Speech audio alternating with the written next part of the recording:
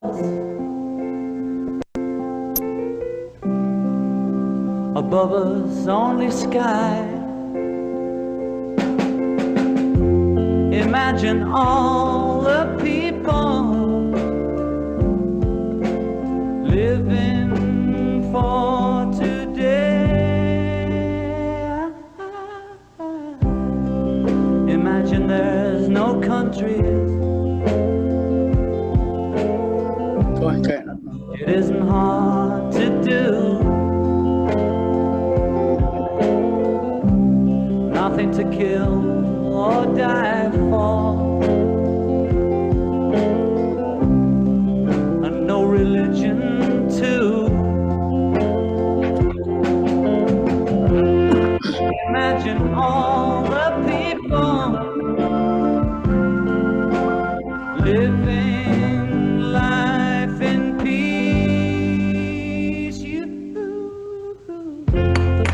You may say I'm a dreamer, but I'm not the only one.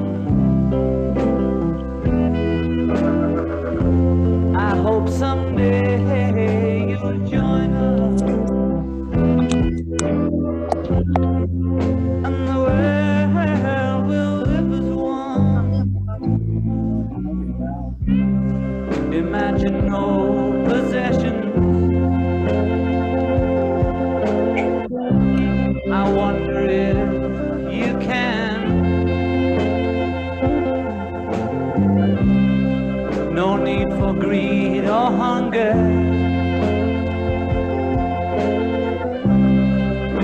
A brotherhood of man.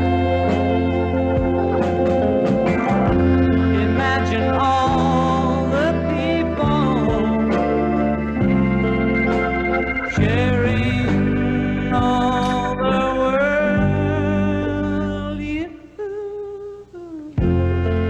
You may say I'm a dreamer, but I'm not the only one. I hope someday you'll join us, and the world will be as one.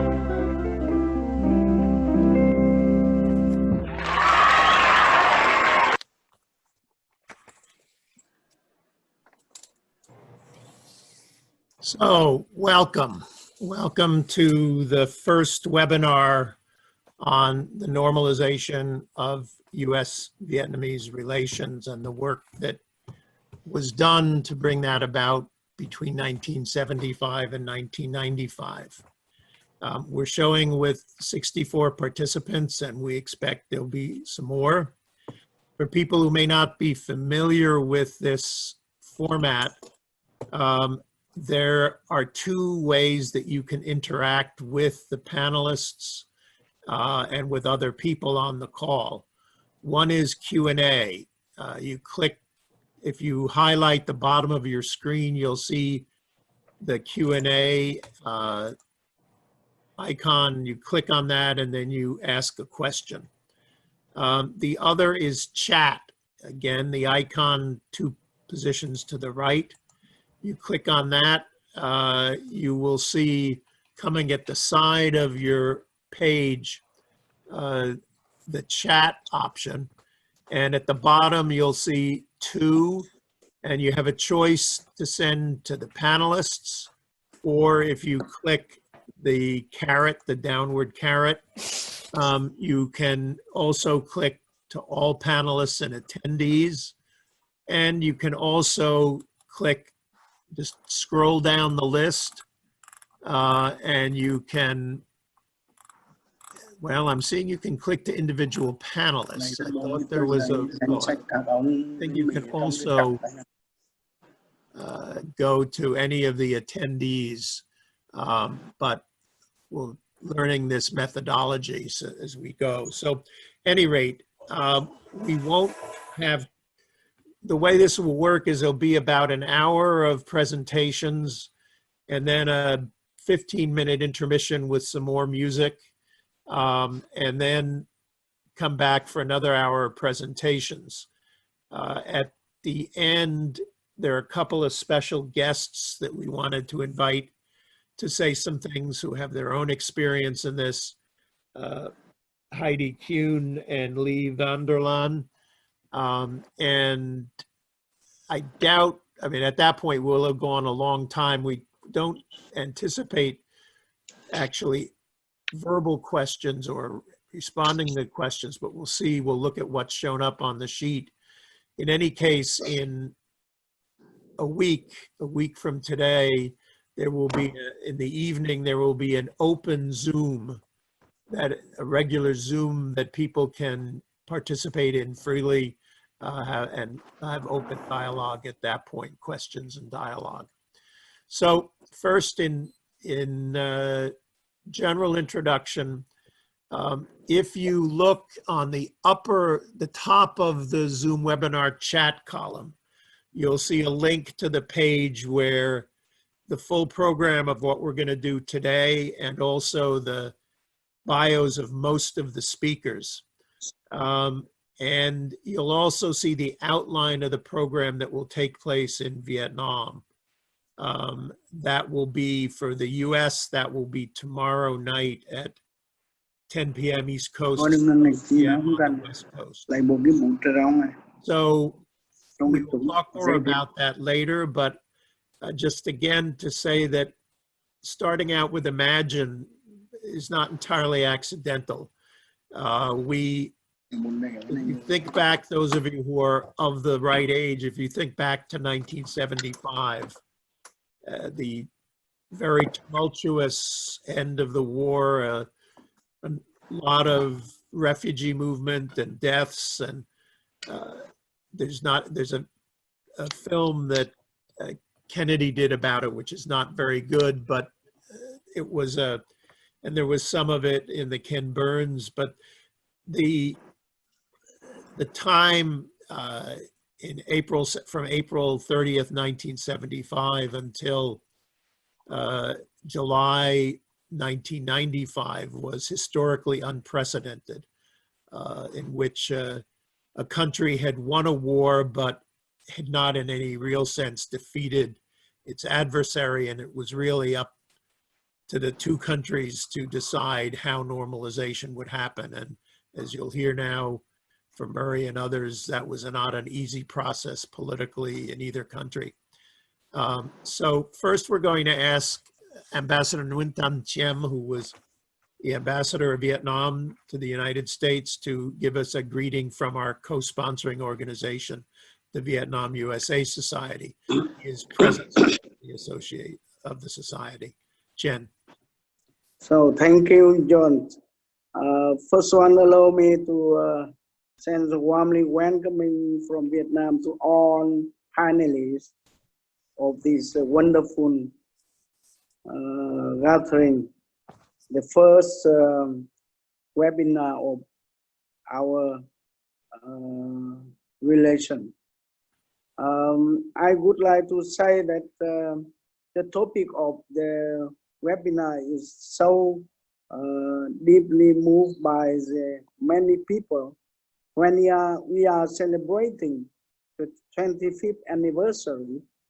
But as I understand that the process of normalization we started after the end of the war, and after the 20 years from 1975, 76, 77 to the 1995, I think both sides, people from both sides, that we a great effort for normalization.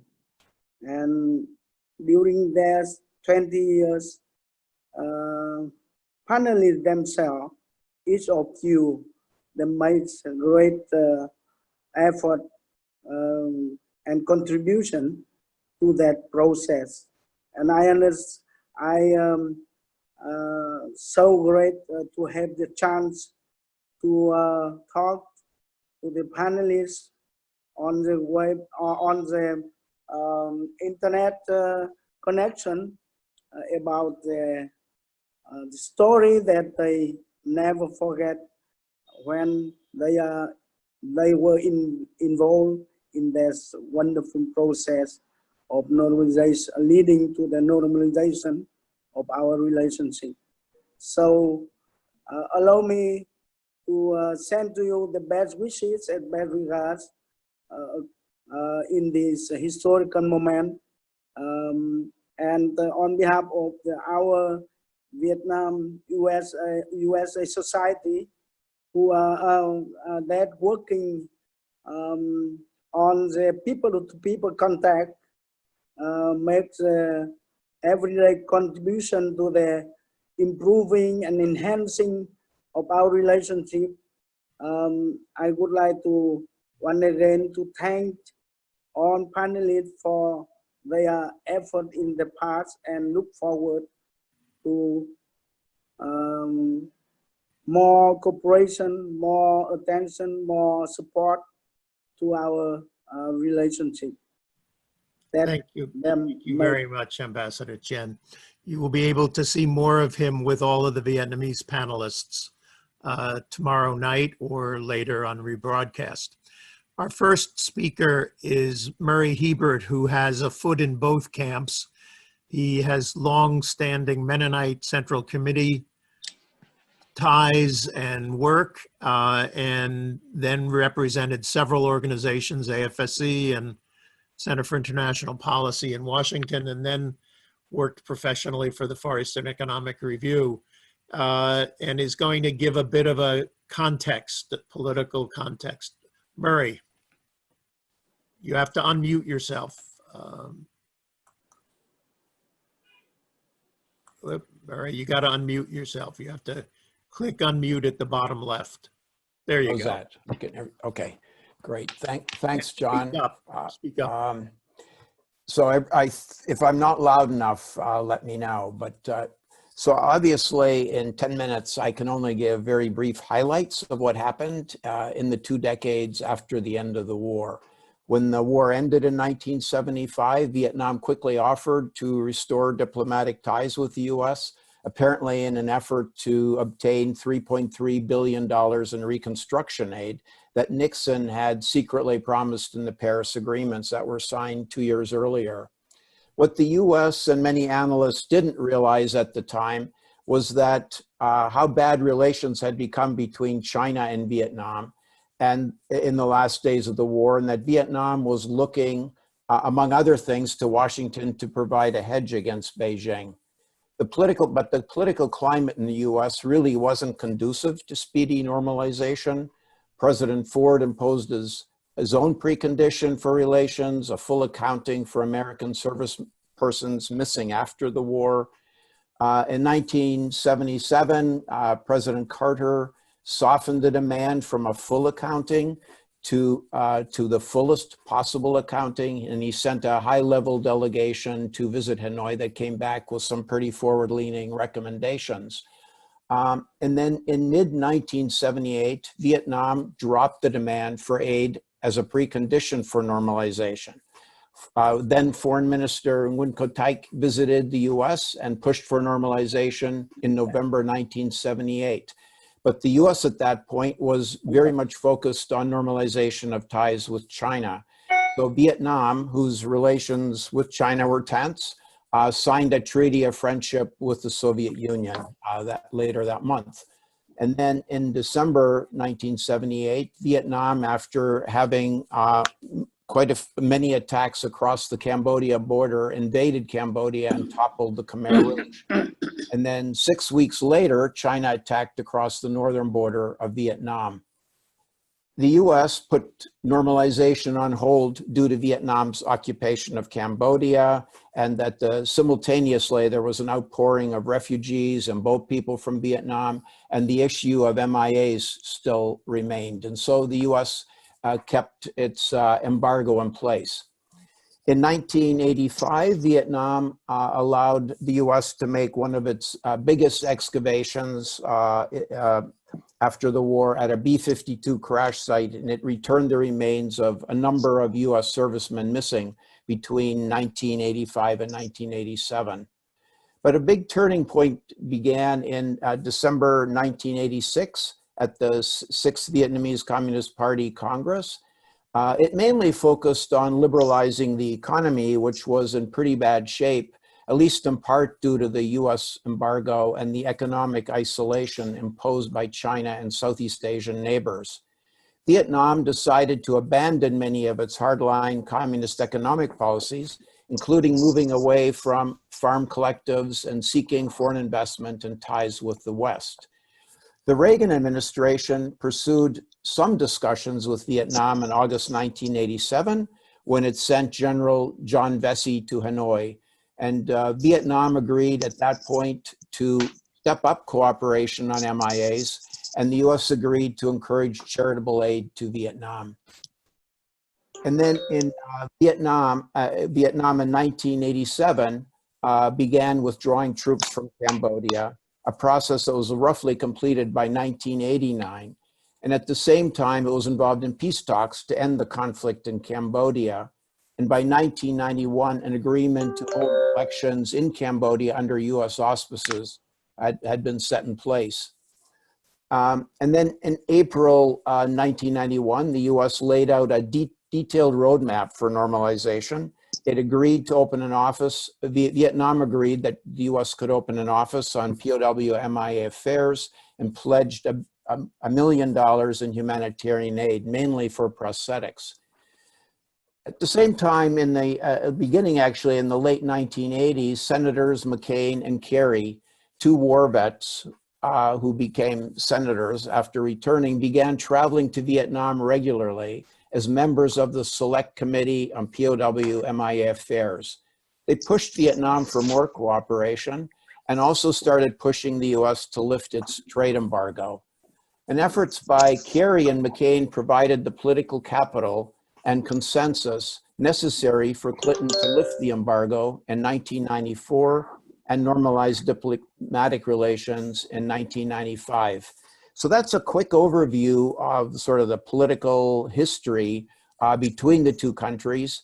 But part of what we're going to do here in the next hour is get reports from NGOs, foundations, veterans groups, educators, business leaders who played a very big role in providing a platform, a bridge, I guess, for pressing for and creating the necessary conditions for normalization.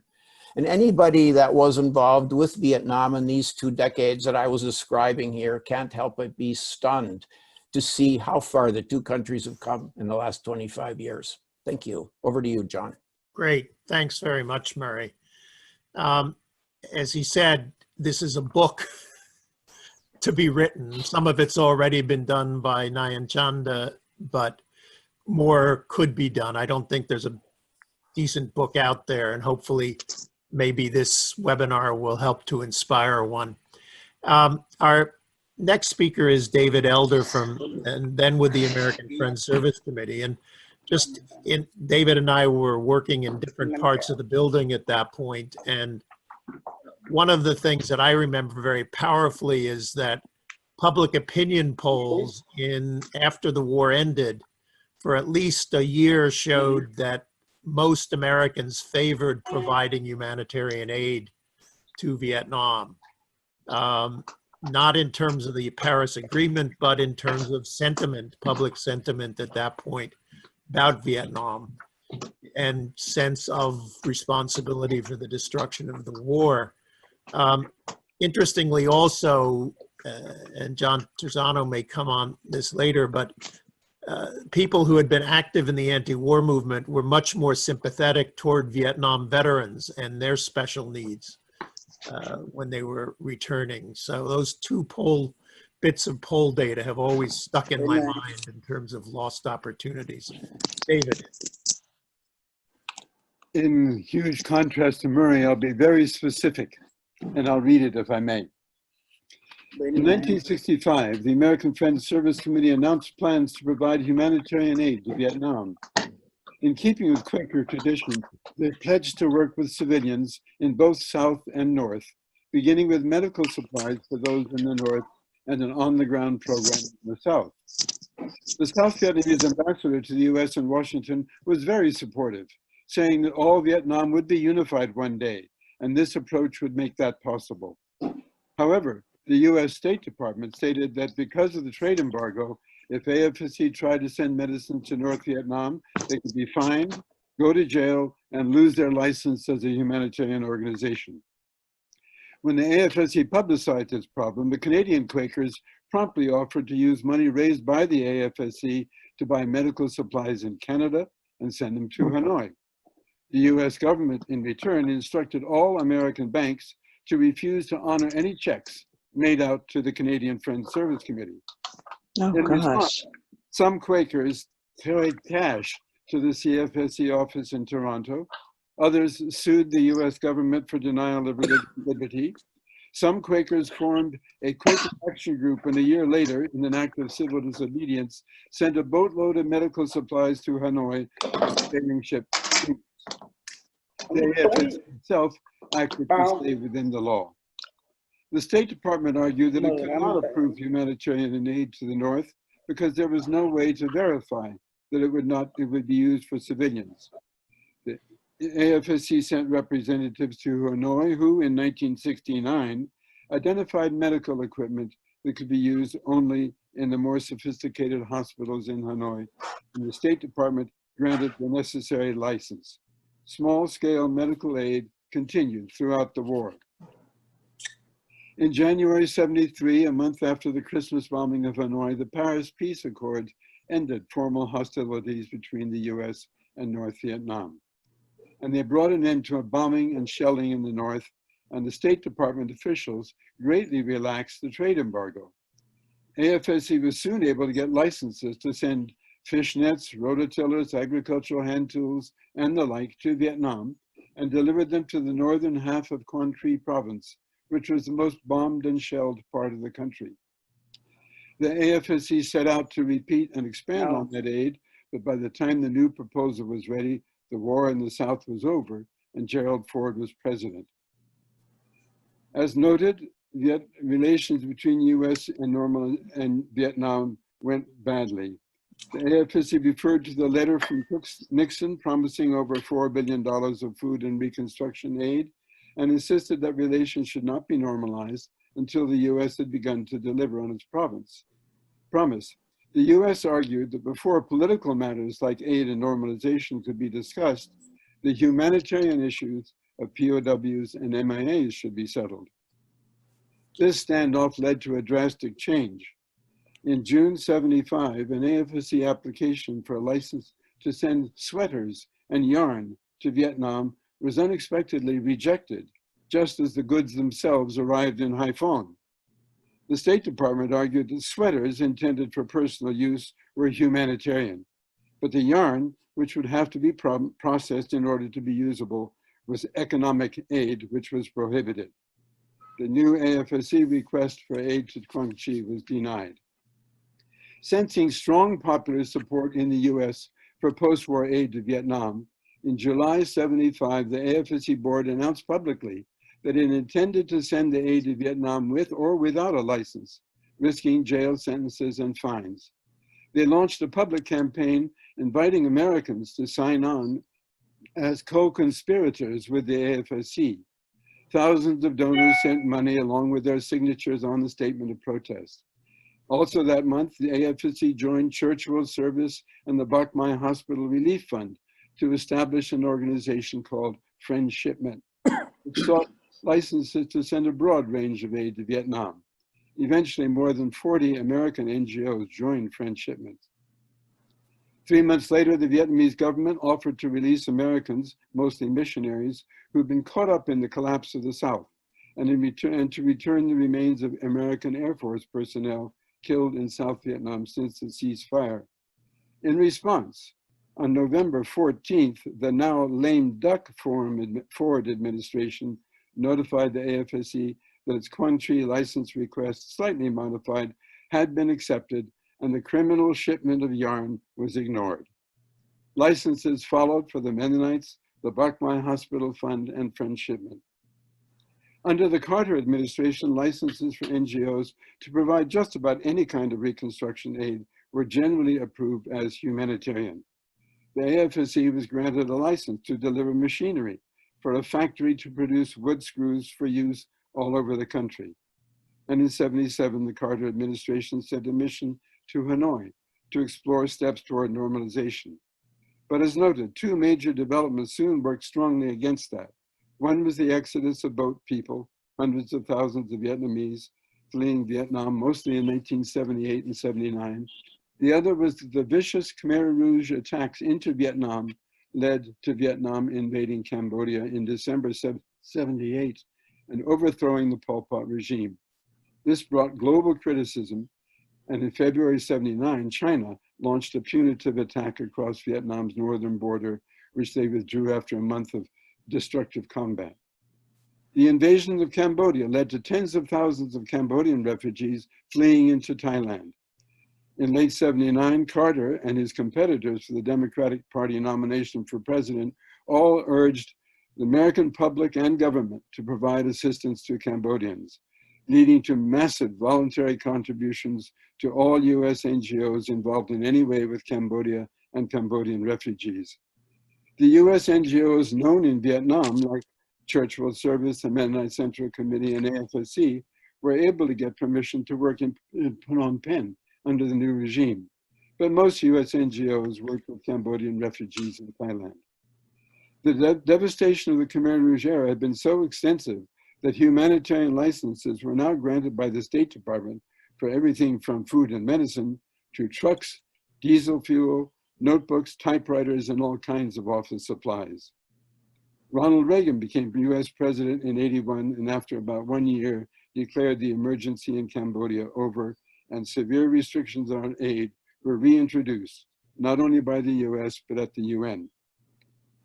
In the early 1980s, AFSC staff in Laos heard of flooding in Thanh Hoa province and arranged for food relief. That led to a follow-up visit, and for the first time gave AFSC staff a close-up view of life in the province and a chance to start provinces on the ground. That led to several years of AFSC support for simple improvements in the efficiency and production of reed mats and screens in Thanh Hoa, which were exported to Europe under the socialist friendship economy.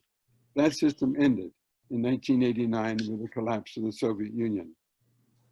Vietnam introduced a new economic policy in 1986 that allowed for private sale of rice harvest from individual farmers, replacing the collectivized model of food production and distribution. Rice production increased dramatically with clearly visible benefits to rural households. President Reagan sent General Vesey to Hanoi in 1987. In that visit, the US acknowledged that US private aid to Vietnam, which addressed the needs of amputees and more orphans, would automatically be considered by the State Department as humanitarian and approved. This opened up the potential involvement of many other US NGOs, some of which had been supportive of the US government during the war.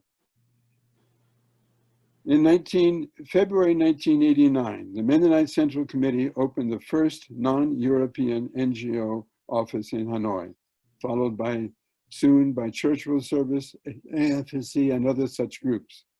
In June of '89, the Vietnamese government established PACOM, the People's Aid Coordinating Committee, to work with a rapidly growing number of international NGOs, and the stage was finally set for robust and extensive involvement of international NGOs in post-war reconstruction and reconciliation in Vietnam. Thank you. Thank you, David, and well-timed, well-timed. As David said, the sort of principle in the initial wave of NGO assistance to Vietnam were from the three major church groups that had been involved in Vietnam during the war, in the case of the Mennonites and the Quakers in the North as well as the South. And those three groups were also powerful voices in opposition to the war. The opposition to the war then, the people who had been involved in that, most of them, of course, went off to other things after '75, but some of them continued in their interest in the post-war situation. And as David said, the NGO orbit or the NGO dimension of an engagement broadened. Susan Hammond will talk some about that. Again, everybody's bio is available online if you want to look at it. Susan. You're muted, Susan.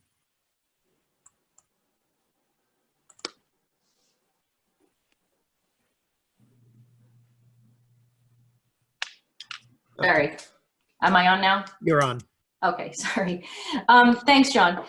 One of the needs that arose when American NGOs and others began to work in Vietnam after the war was the need to share information about Vietnam, about the US policy towards Vietnam, and the nuts and bolts of how to work there. Another need was to coordinate with each other on education about post-war Vietnam in the US, and to advocate to address the humanitarian issues facing the country, and to encourage normalization of relations with the US. The US Indochina Reconciliation Project of the Fund for Reconciliation and Development helped to fill that gap. And John, of course, was first started that work when he was with AFSC and then moved on to New York. Travel to Vietnam for US citizens and organizations in the post-war era was very difficult, to say the least. USARP helped make this easier by coordinating educational trips for those individuals and organizations interested in engaging with Vietnam. These trips opened the door for dozens of people-to-people programs, for NGO projects, for foundations, engagement, educational exchanges, and artist collaborations, many of which continue to this day. One of the more memorable trips to Vietnam by USARP was a delegation in the fall of 1995 of the former OSS members who met with their Viet Minh counterparts in Hanoi. 50 years after the collaboration during World War II with Ho Chi Minh, they were meeting again after the two countries finally normalized relations. USARP also organized delegations of people from Vietnam, Laos, and Cambodia to the US to meet with counterparts here. Relationships that were developed during these people-to-people delegations can also continue to this day.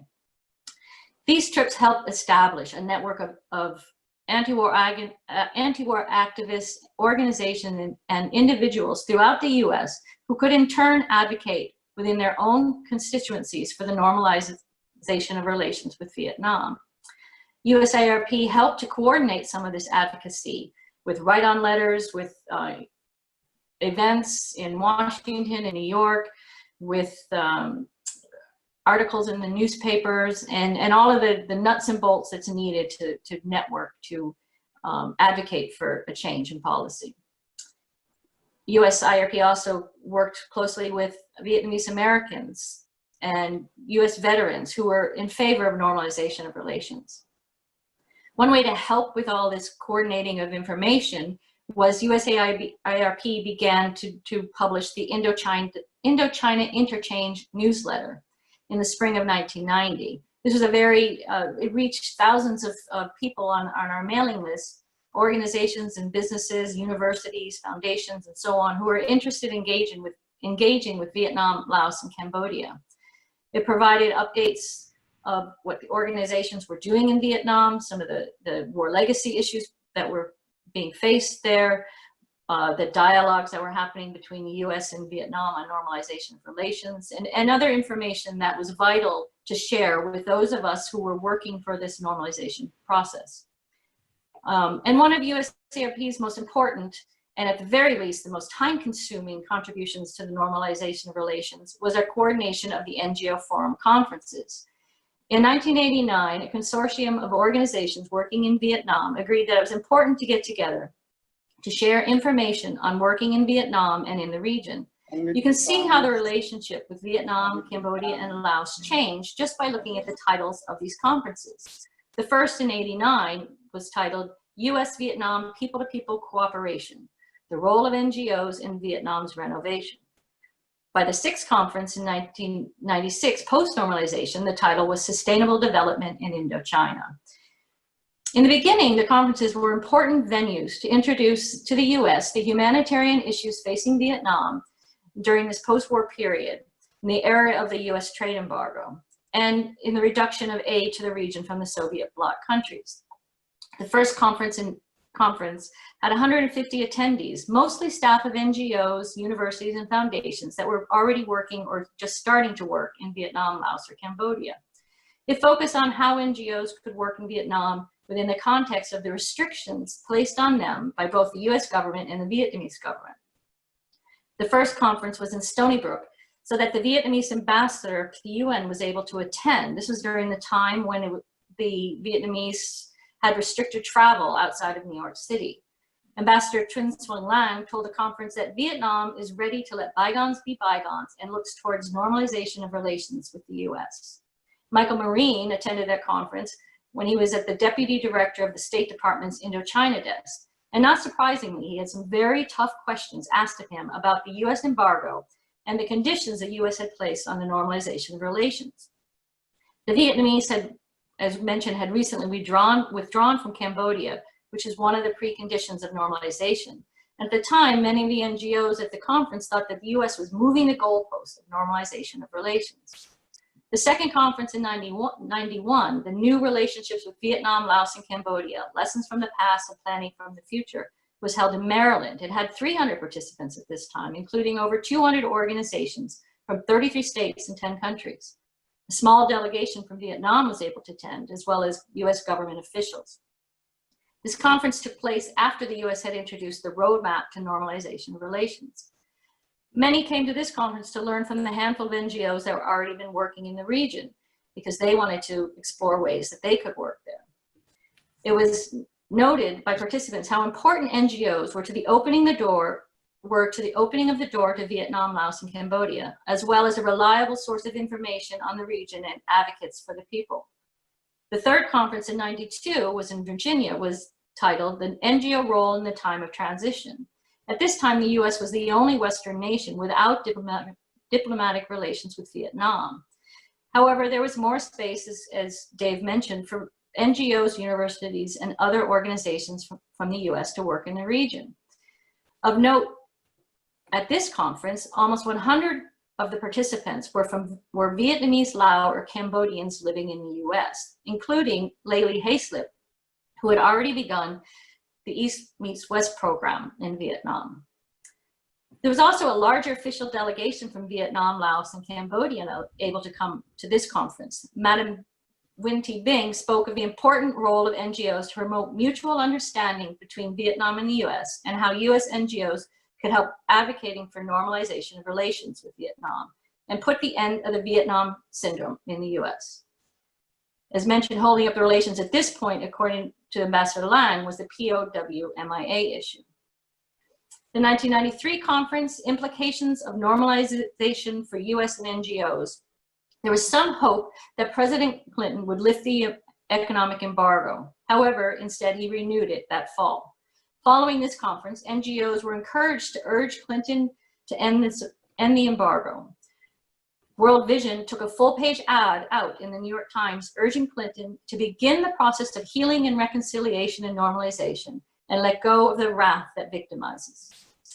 The 1994 conference had more than 350 participants, and it was held after the US economic embargo was finally lifted, and the liaison office were announced to be opened in Hanoi and Washington.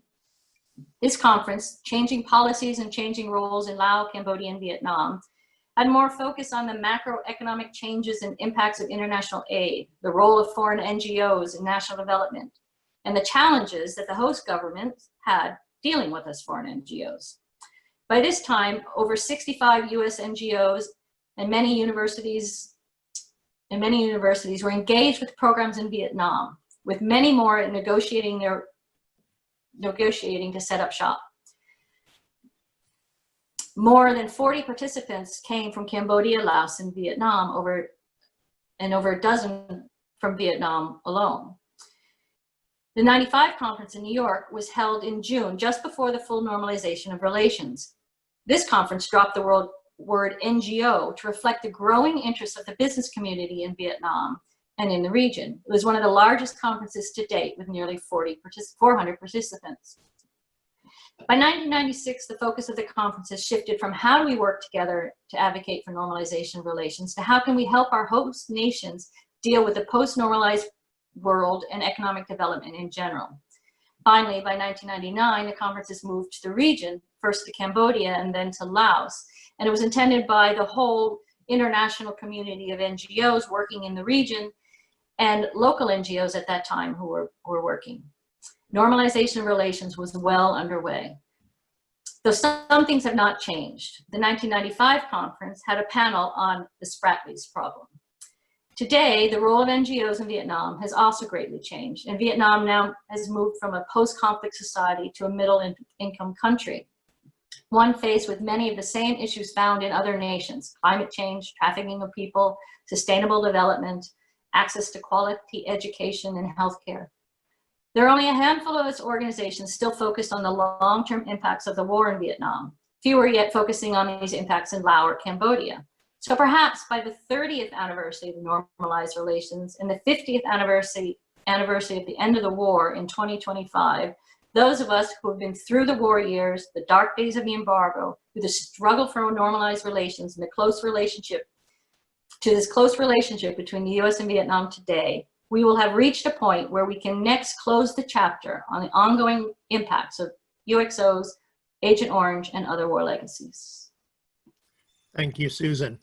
Her last words are important because one of the things those conferences achieved was lifting up issues.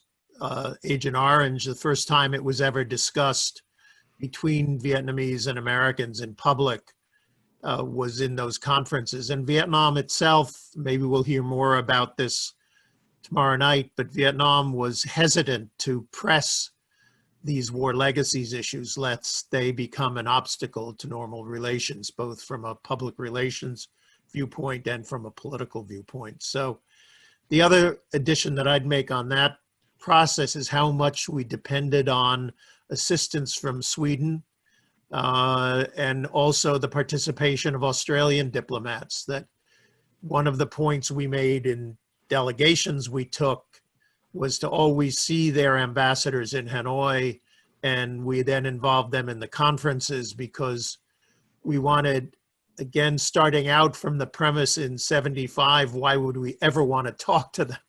We wanted the people in the US to understand that our allies, democratic countries in the West, were way, way ahead of the United States in this engagement. So as much as the NGO and anti-war world are the center of my universe, they're not the center of the country's universe. And the important transformation that begins then is when these issues go into a broader realm of discussion in civil society in the US. And Bill Nell is going to fill us in on that. Bill, you have to unmute yourself. There you go. Yeah, so I was with the Aspen Institute Congressional Program, and we had 3 different strategies that we employed during this time period, 1987 to 1993, all on U.S. policy toward Indochina.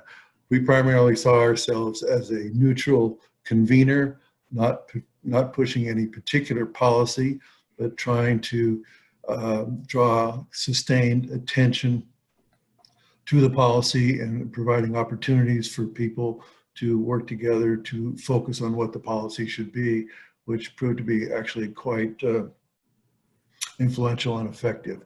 So the first thing that we did was we started a monthly dinner series, which several of you on this program were involved in. We called it the Indochina Policy Forum, and we got together once a month for a dinner where we would sit down and talk about what's both going on in terms of U.S. policy toward Indochina and what it should be. But the key thing about these dinners is that we involved a wide range of anybody who had any slice of the pie of interest on Indochina policy. So we had people there from the Pentagon, people from Capitol Hill, people from the State Department, people from NGOs, people from the refugee community, people from Vietnamese and Cambodian American constituencies, people from the National League of Families for MIA and POWs, people from think tanks, people from universities, and it was about 50 people. And so with this kind of sustained focus, once a month for several years, it really drew a lot of focus and attention to what the policy should be. And a much more important sort of collateral factor that had quite a contribution towards the policy development was all these people developed personal relationships with each other. They didn't, a lot of these people, they knew of each other, but they didn't actually know each other. So they got to know each other as people, and there got to be a little bit of a building of trust and respect for your positions, even if you disagreed with the particular policy that we should do. We also came up with a tactic that after the first year, we were going to come up with as a group with the list of policy recommendations for the new administration, presidential election in 1988. That was a painstaking process to get everybody to agree to all this verbiage and for it to still have some meaning, but we did. We came up with this document and we delivered it to the new Bush administration. I remember I spent Brent Scowcroft looking at that and seeing the wide list of people involved in this, and he said, well, this is impressive. I'm going to have to give it some attention. So that went on for several years. And then in 1990, we started a parallel effort directly with members of the US Congress, and we called that the American Vietnamese Dialogue. And it was a delegation from the Congress with some other factors from the United States, business community, NGOs, and think tanks. We get together once a year with a delegation, high-ranking delegation from Vietnam. Our first meeting was in Bali in February of 1990. So we had 17 Americans and 12 Vietnamese got together for 4 days of conversations. It was really actually quite extraordinary. One of the remarkable things about it was several of the members of Congress were Vietnam veterans, including Chuck Robb, who, you know, his wife was Linda Robb, who was President Johnson's daughter. And that was really something that caught the attention of the Vietnamese quite a bit. And we met 3 more years after that, different places around the world. One year in Fiji, 1 year in Jamaica, believe it or not. And then the last year in February of 1993, we were able to get visas for the Vietnamese to hold the meeting in Hawaii. And by the fact that we were able to get US visas for the Vietnamese delegation to come to Hawaii, it was quite a signal to us that we had come a long way, and that we realized at that point we were kind of on the glide path toward normalization. There was just a few more bumps in the road, but there were things we could get over.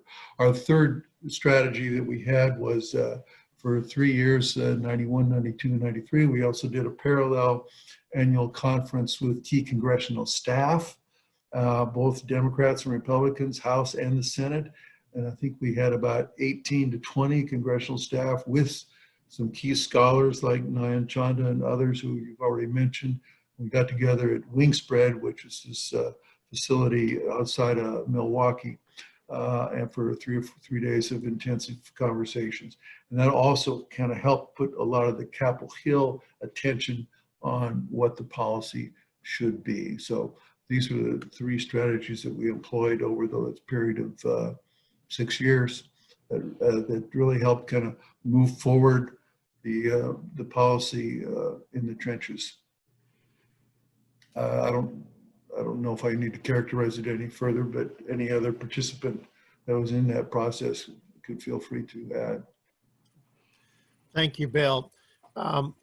Bill talked about the personal relationships that came about, and I don't know if this makes us an odd couple or not, but I became close to Dick Childress, retired Colonel Dick Childress, who was at the NSC, and Ann Mills Griffiths, the head of the League of Families, and we continue to be friends. And I thank Aspen and you and Dick Clark, and also the Reynolds Foundation for having made that all happen.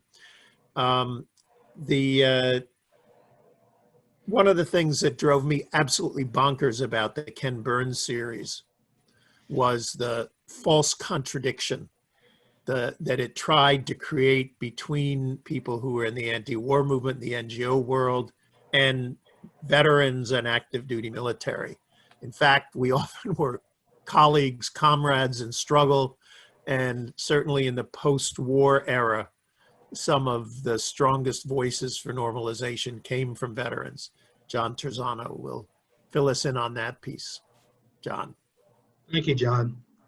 You know, one of the essential truths of war that our political leaders really don't understand is that wars don't end when peace treaties are signed or one declares that the war is over.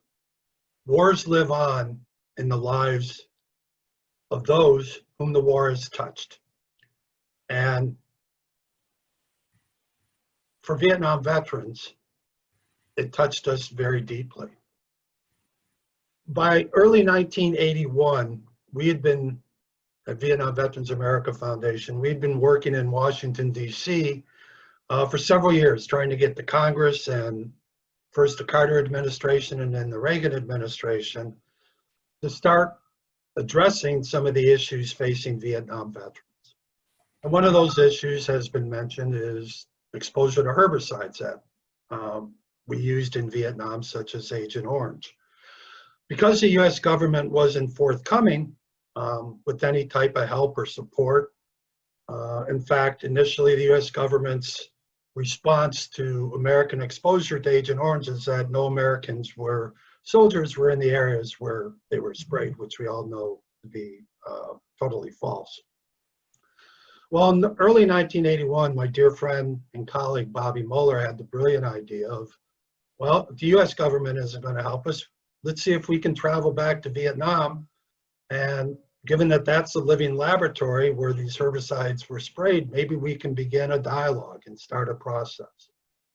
So another mutual friend of ours, David Monroe, who was a British filmmaker, set up a meeting for us with the then Vietnamese ambassador to London, Ambassador Tran Nguyen. We traveled over there, met with him, told him we were not politicians, we were not statesmen, we were simply veterans looking to address issues that are of concern to us and that we wanted to travel to Vietnam. Well, we didn't hear anything for months from the ambassador, and we kind of forgot about it all. But then in early December, we got a call from the ambassador saying that our visas had been approved, and that would we come to Vietnam the week before Christmas, later that month. Well, I'll save for another time all the details of the craziness about organizing a trip to Vietnam in a couple weeks. But we did manage to get it together. And in late December 1981, 4 of us were the first veterans to go back to Vietnam. For me personally, I could go on and describe what Vietnam was like in 1981 and what we went through as individuals going over there and the anxiety and apprehension and everything. But one particular day I think sums it up best, at least for me. We had an opportunity, we had one day to ourselves up in Hanoi. We had the opportunity to do whatever it is we wanted to do. One of the things we wanted to do was visit the Ho Chi Minh Mausoleum. So we visited the mausoleum in the morning, and suffice it to say, it rocked us. And it set, at least myself, and I know I'm speaking for the others, a little bit on an emotional roller coaster. But that afternoon, we had the opportunity also to walk about Hanoi. At the time, Hanoi was commemorating the 9th anniversary of the 1972 Christmas bombings. There were commemorative posters up all over the city, and it was all over the news and everything. And what was truly amazing to us as we walked about the city was people would come up to us and say, "Who are you?" And we would say, "We're Americans." And they would say, "Welcome to Hanoi. welcome to Vietnam. That blew us away. We had in no way expected that type of reception, but it became clear to us that it was America's hearts and minds who were still captured by the war. While the Vietnamese may have been living in the aftermath of the war and its effects, at least in their hearts and minds, they had moved on. And for us, that really began the process to take those time-frozen images of war that we all have, that all veterans have, and replace them with what Vietnam truly was, which was a beautiful country made up of extraordinary people who had their own hopes and dreams of, of living in a peaceful society. One of the things that Foreign Minister Nguyen asked of us on that first trip, because before we went over, we had numerous discussions with congressional allies, with people from the Department of Defense. We met with DeSay Anderson at the State Department. At the time, there were no talks on any level, either official or unofficial, going on between the United States and Vietnam. And all these officials pressed us to press the Vietnamese to start talking again. And in our discussions with Foreign Minister Tak and with other Vietnamese leaders, we talked about that. We talked about the need to deal with the issues of US MIAs. We talked about the need to deal with issues around Agent Orange and other legacy war issues. And one of the things that Foreign Minister Tak asked us is if we would be like a liaison for them to help push for normalized relations and the lifting of the trade embargo. And so that trip fundamentally changed us as an organization, because we then became committed to doing that. After that first trip, in I think it was January, February 1982, the US and Vietnam finally met again for the first time since the war ended, and began discussions around the MIA PLW issue. And throughout the 1980s and early 1990s, whenever things would get derailed a little bit, we would do whatever we could to help get it on track. For example, in 1983, then Secretary of State George Shultz at an ASEAN conference called the Vietnamese government brutal and unhumanitarian. And he just went on and on about the Vietnamese government. Well, that broke off talks between the US and Vietnam. Vietnam at the time also had a set of remains that they wanted to return to the US, and the US wasn't going to pick them up. So the Vietnamese asked us if we would pick them up. We wrote a letter to Secretary Shultz stating that we think the US should send a delegation over there to pick them up. That was the right and proper way to do it, etc. Secretary Shultz sent us back a letter, and like all the other organizations who are trying to do something proactively with Vietnam, threatened us with arrest and charging us with violations under the Logan Act. So we turned to one of our congressional supporters, Congressman Sonny Montgomery, who was chair of the House Veterans Affairs Committee, and he wrote Secretary Shultz a letter basically stating that he was going to provide a US military airplane for us to travel to Bangkok to pick up the remains if the US wouldn't do so. Suffice it to say, the US ended up sending their own delegation. In 1985, I think it was, the Vietnamese announced that they were ready to start on a trial run basis accepting tours from America. By 1988, number of groups, including ourselves, had organized a bunch of tours. In fact, one of our associates, Don Mills, a Vietnam veteran from Toledo, Ohio, in 1988, when the US Treasury Department came out with new said that they were going to enforce regulations under the 1917 law, Trading with the Enemies Act, that said that you couldn't do any type of organized travel to countries that were listed as enemies. And Vietnam was one of those countries, along with Cambodia, Cuba, and North Korea. The logic of that scene is how we signed a peace treaty with Vietnam in 1973, and they were no longer the enemies, really had no bearing on US logic.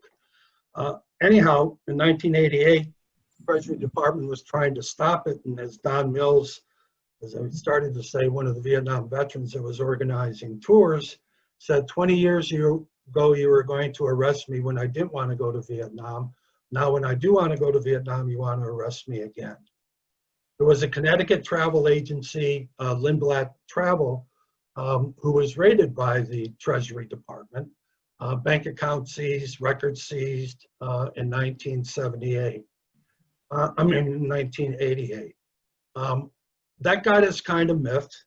And of course, we continued to send tours, but we also started relying on some of our congressional friends, people like, who doesn't get mentioned much, Senator Larry Pressler, who was the first Vietnam veteran ever elected to Congress. He took up the cause. Congressman Howard Berman from California, who introduced a piece of legislation called the Free Trade and Ideas Act in 1991. And of course, as was mentioned, people like Senator John Kerry and John McCain, and Chuck Robb, and others. By 1991, the Department of Treasury's enforcement of the Trading with the Enemies Act was pretty much ineffectual, and they stopped enforcing it. As a little postscript to it all, in 1992, now Lindblad Cruise sent its first cruise to Vietnam. The work of VBAF helped open up a lot of the doors, but there were a lot of other organizations and individuals and Vietnam vets who got involved. Folks like Dr. Kevin Bowen at the William Joyner Center, which was a project at the University of Massachusetts. He organized the first group of Vietnamese writers to come to the United States in 1988, I believe it was. In '89, he organized a group of veterans to go to Vietnam to document the effects of the war and the embargo on the Vietnamese. And in '89, held the first ever conference in Hanoi, bringing together Vietnamese and American veteran authors. You also have the extraordinary work of David Thomas, who you'll hear from later in the Indochina Arts Project. The work of Freddie Champagne and the Vietnam Veterans Reconciliation Project, work of George Mizo and the Vietnam Friendship Village. All of the extraordinary work of the Vets for Peace that they did throughout this process. All of these individuals who participated and so many others, we fought our government and the detractors every step of the way. It was never an easy process. It was never an easy road. As already has been stated, always threats of violations of US law and whatnot. But as Foreign Minister Tak once told us, of course the road is difficult. If it was easy, everyone would be doing it. But private citizens and NGOs can only do so much. At some point, you need your elected leaders to get involved. And has been mentioned, once again, it was Vietnam veterans who answered that call. Without the extraordinary work and leadership of folks like Senators John Kerry, John McCain, Chuck Robb, Congressman Pete Peterson, Congressman Tom Harkin, and so many others, normalization would not have happened when it did. I will say this, in 1984, we had a meeting with then Congressman John McCain, who in typical John McCain fashion lambasted Bobby and I up one side, down the other for our trips to Vietnam. We kept telling them that, trying to tell them that the war was over, they were not our enemies anymore, but he really didn't want to hear it. The Vietnamese shortly after that, or maybe it was early 1995, asked us about, because then Congressman McCain expressed an interest in traveling over there. And they asked us what we thought about allowing him to come. And out of all the people who's ever traveled over there, I can honestly say he's the only one that we told the Vietnamese not to invite. Fortunately, they didn't listen to us, and Congressman McCain went over, and the rest is history. But as I stated at the beginning, wars never end. They live on in the people who are touched by them. And while the road was difficult for all of us here in the United States who were working on these issues, it's nothing compared to the road that the Vietnamese were on and are still on. While much has been accomplished over the years, the legacy of America's war still continues today with the effects of the herbicides Agent Orange, unexploded ordnance, and so the lives of so many Vietnamese, Cambodians, Laotians are still being affected by those devastating consequences. So while we've come a long way, we got a long way to go, and I'm in it for the long haul. Thanks. Thank you, John. We are running a little bit long. Ming, do you want to go ahead now, or should we take the break and come back to you? You're muted, so you have to give me nod or unmute yourself. Okay, can you hear me? Yeah. All right. I want to thank Ambassador Nguyen Chien for co-hosting this event, and John for organizing this. At this time in international affairs, it is a welcome opportunity to reflect on a successful but complex process of reconciliation. My professional experience in Indochina began when my husband and I worked in Cambodia from 1981 to 1985 as country reps of the Mennonite Central Committee, MCC. In 1988, we went back to Bangkok as consultants to start programs in Vietnam and Cambodia for Cooperative Services International, a social service wing of the Southern Baptist Convention. In late 1989, the same time that MCC opened its country office in Hanoi, my husband and I established the Educational Exchange Center. We called it EDEX Center, under the MCC Vietnam program, but located in Bangkok. A $10,000 grant from the Christopher Reynolds Foundation helped us set up the operation. Our purpose had two folds. One, to manage MCC exchange by assisting Vietnamese to take part in professional and academic exchange and connect with their counterparts in Southeast Asia. And a lot of these exchange activities were also supported by the Reynolds Foundation. The second purpose was to provide logistical support to, excuse me, and advice to American-based organizations, NGOs, research institutions, academics, foundations, who wanted to connect with Vietnam, but because of the economic trade embargo, needed to go through a third country, an organization like MCC, who had license from the US Department of Treasury to work in Vietnam. The center was located in Bangkok off Sukhumvit Road, 5-minute walk to the American Embassy. From 1990 to 1994, the kind of assistance the center provided to about 28 American-based groups ranged from meeting them in Bangkok as they went in and out of Vietnam with questions, puzzlements, and ideas, to forwarding a fax letter to Vietnam, or I would make a phone call to relay a message to a Vietnamese person on behalf of the American organization. Or putting important documents such as original invitation letter, grant letter, university admission letter in a weekly UNDP pouch that went from Bangkok to Hanoi and to the MCC Hanoi office, who distributed them directly to the Vietnamese people.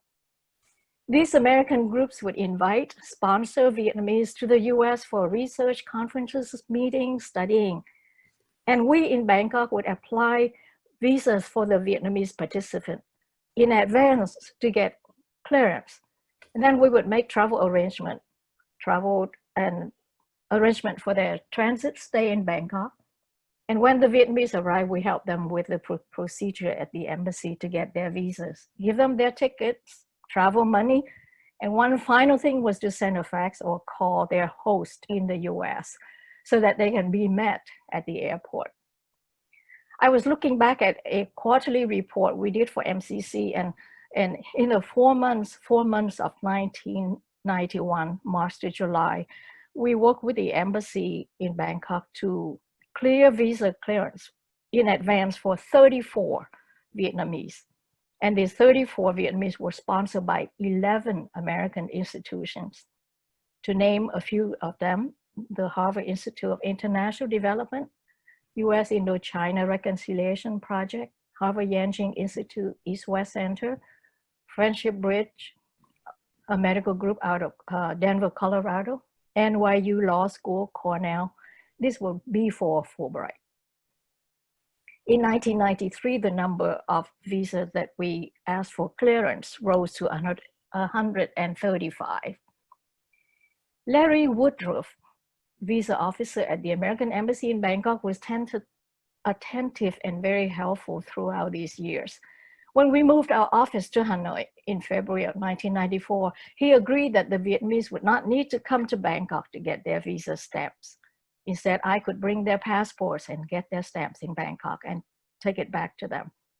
So no more Bangkok transit, one stop removed.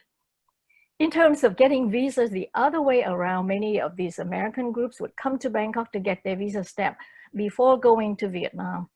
And they often asked me to check to let them know if their visas had been approved before they got on the plane to fly to Bangkok. It was in assisting these various American groups that I came to know Tom Vallely and Lucy Pullen of the Harvard Institute of International Development, and Steve Wheatley of the American Council of Learned Societies.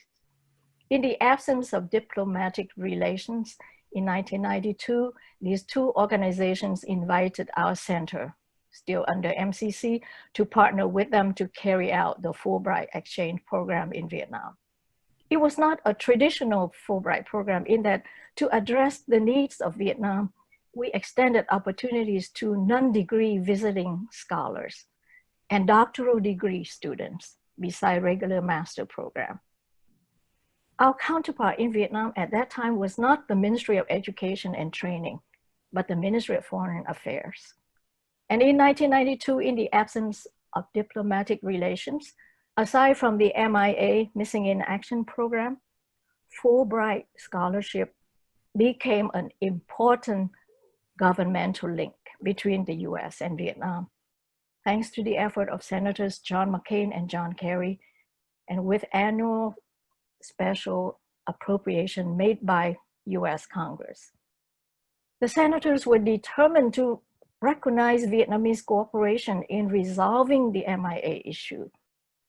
But as there was no US embassy in Vietnam to administer this program, the US Information Agency asked ACLS and HIID to join with the Institute for International Education in starting the new exchanges.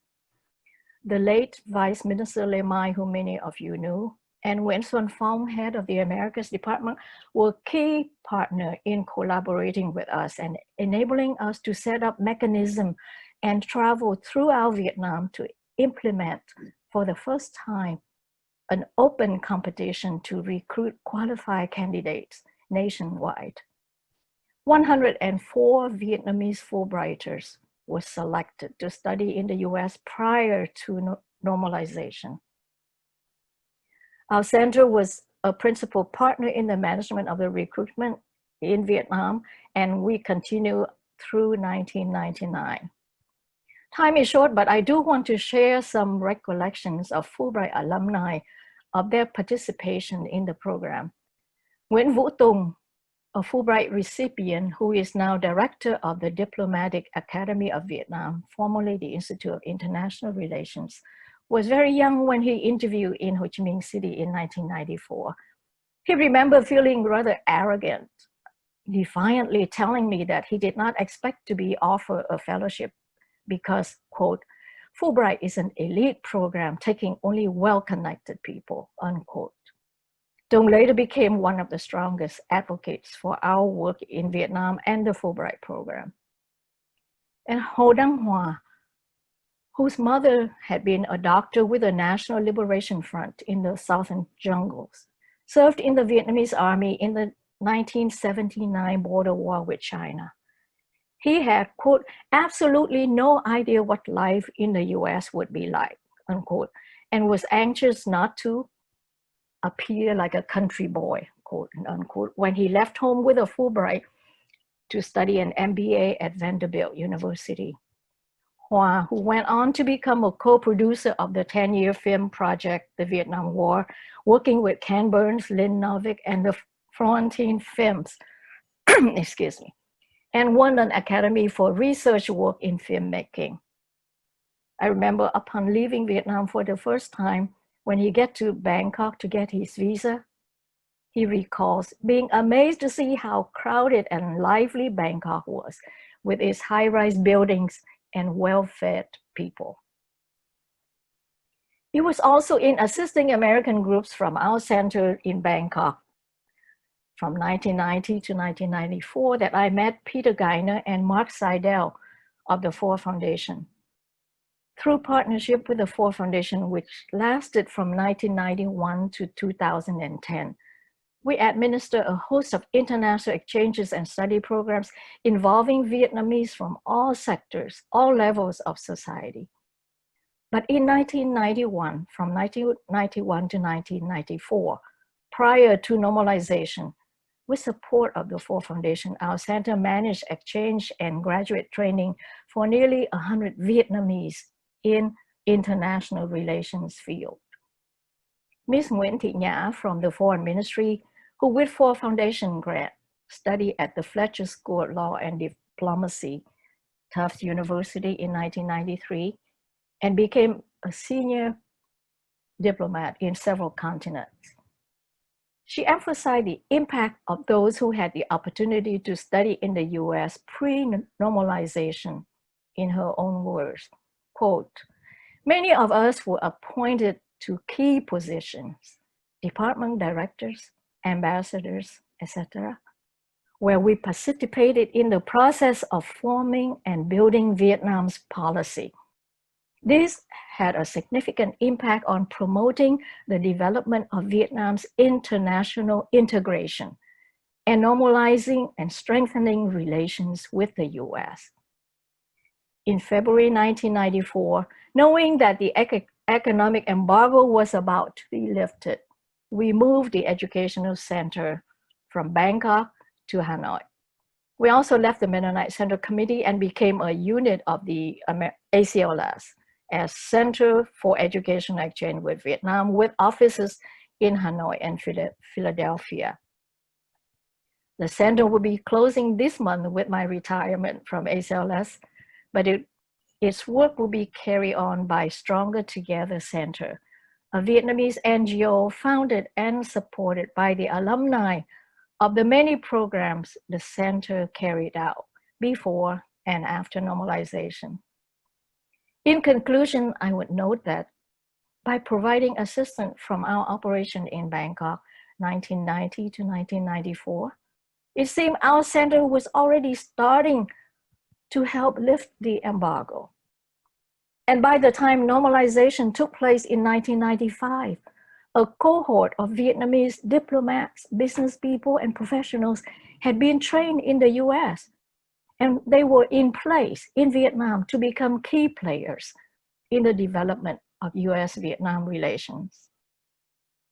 As we all reflect on the process of normalization, we naturally focus on the institutions involved. They are important, and in the arc of my work, I saw the set of institutions involved move from smaller, often faith-based organizations to major universities, philanthropies, and the two governments themselves. But I think we should never lose sight of the many individuals who, by taking up exchange opportunities, invested their ambitions, energies, and careers in building a broad base for reconciliation between US and Vietnam. I'm glad to report that in an effort to help document that process, the American Council of Learned Society will be publishing later this month a short history of our central role in that process. Before ending, I want to show you two pictures.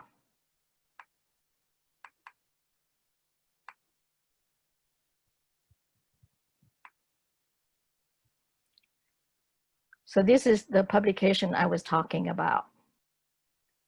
You can see it, right?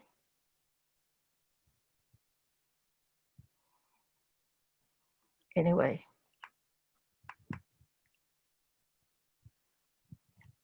I don't know if you can see this picture. This is the picture of 3 of the very first Fulbright recipients with Senator John Kerry and Tom Vallely. From left to right, Nguyễn Vũ Tú, Nguyễn Trung Thành, and Phạm Bình Minh.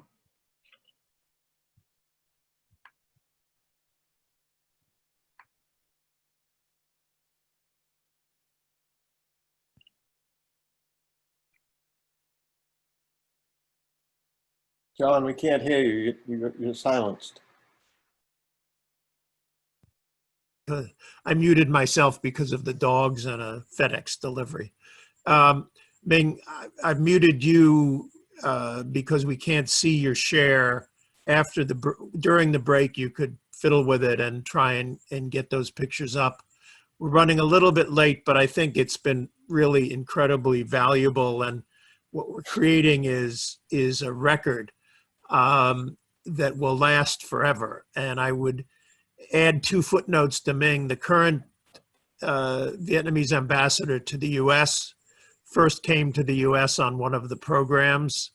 I don't know if it was I think it was one of the ones that we sponsored, but also, and studied here. And also the current Vietnamese ambassador in Cuba is an alumnus of one of the programs that I think you organized. So at any rate, we will take a break of 10 minutes or so to give people a chance to stretch themselves and do whatever needs to happen. And we'll play some music during that. And so come back in about 10 minutes and we'll continue with Mark Seidel from the Ford Foundation. Well, we'll start out by giving Ming another shot at that share.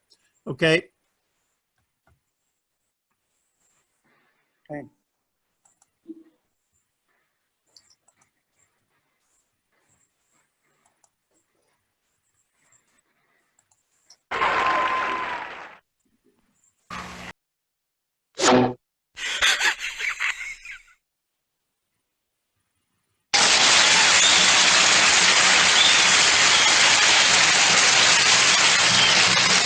Now, you don't have to sing on this song if you don't want to. If you like the idea, though, you can help me out. If you love your Uncle Sam, bring him home. Bring him home.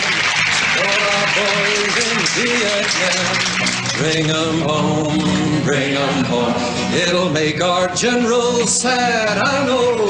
Bring him home. Bring him home. They want to tangle with the bull. Bring 'em home, bring 'em home. Here is their big palisade. Bring 'em home, bring 'em home. They don't have the right weaponry. Bring 'em home, bring 'em home. The world's got hunger and ignorance. Bring 'em home, bring 'em home. You can't beat that with bombs and guns. Bring 'em home, bring 'em home. So if you love your Uncle Sam, support our boys in Vietnam. Bring 'em home, bring 'em. Now I may be right, I may be wrong. Bring 'em home, bring 'em. But I got a right to sing this song. bring 'em home, bring 'em home. Now there's one thing I will confess, bring 'em home. I'm not really a pacifist. Bring 'em home, bring 'em home. If an army invaded this land of mine, bring 'em home. You find me out on the firing line. Bring 'em home, bring 'em home. Even if they drop their guns, bring 'em home, home, home.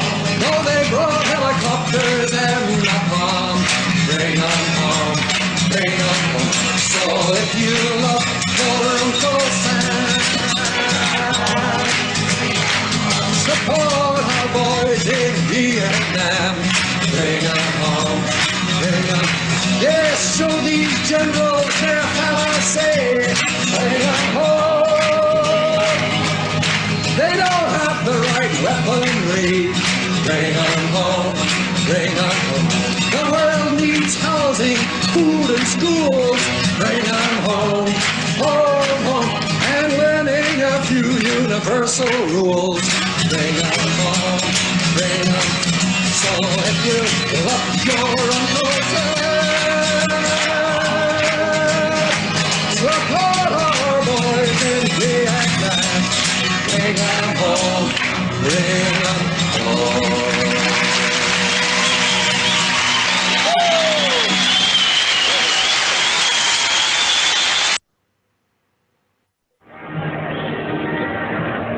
Last night I had the strangest dream I never dreamed before. I dreamed the world had all agreed to put an end to war. I dreamed I saw a mighty room, and the room was filled with men, and the paper they were signing said they'd never fight again. And when the paper was all signed and 1,000,000 copies made, they all joined hands and bowed their heads, and grateful prayers were prayed. And the people in the streets below were dancing round and round, and guns and swords and uniforms were scattered on the ground. Everybody, last night I had the strangest dream I never dreamed before. I dreamed the world had all agreed to put an end to war. Sing it again.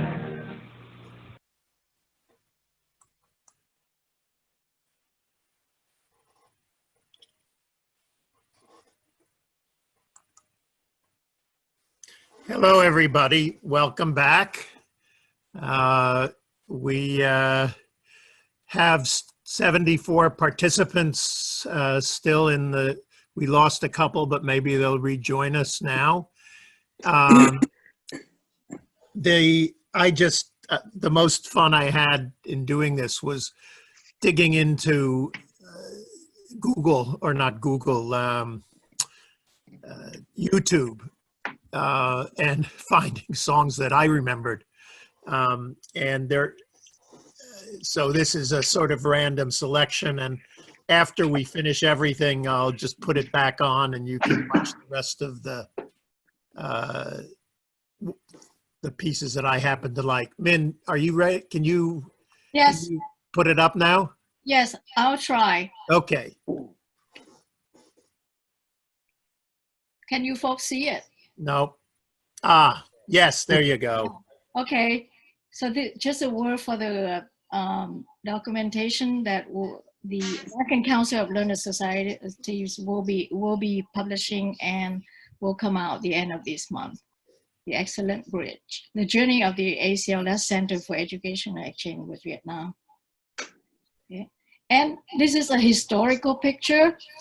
From the left is Nguyen Vũ Tu, and in the middle is Nguyễn Trung Thành and Phạm Bình Minh.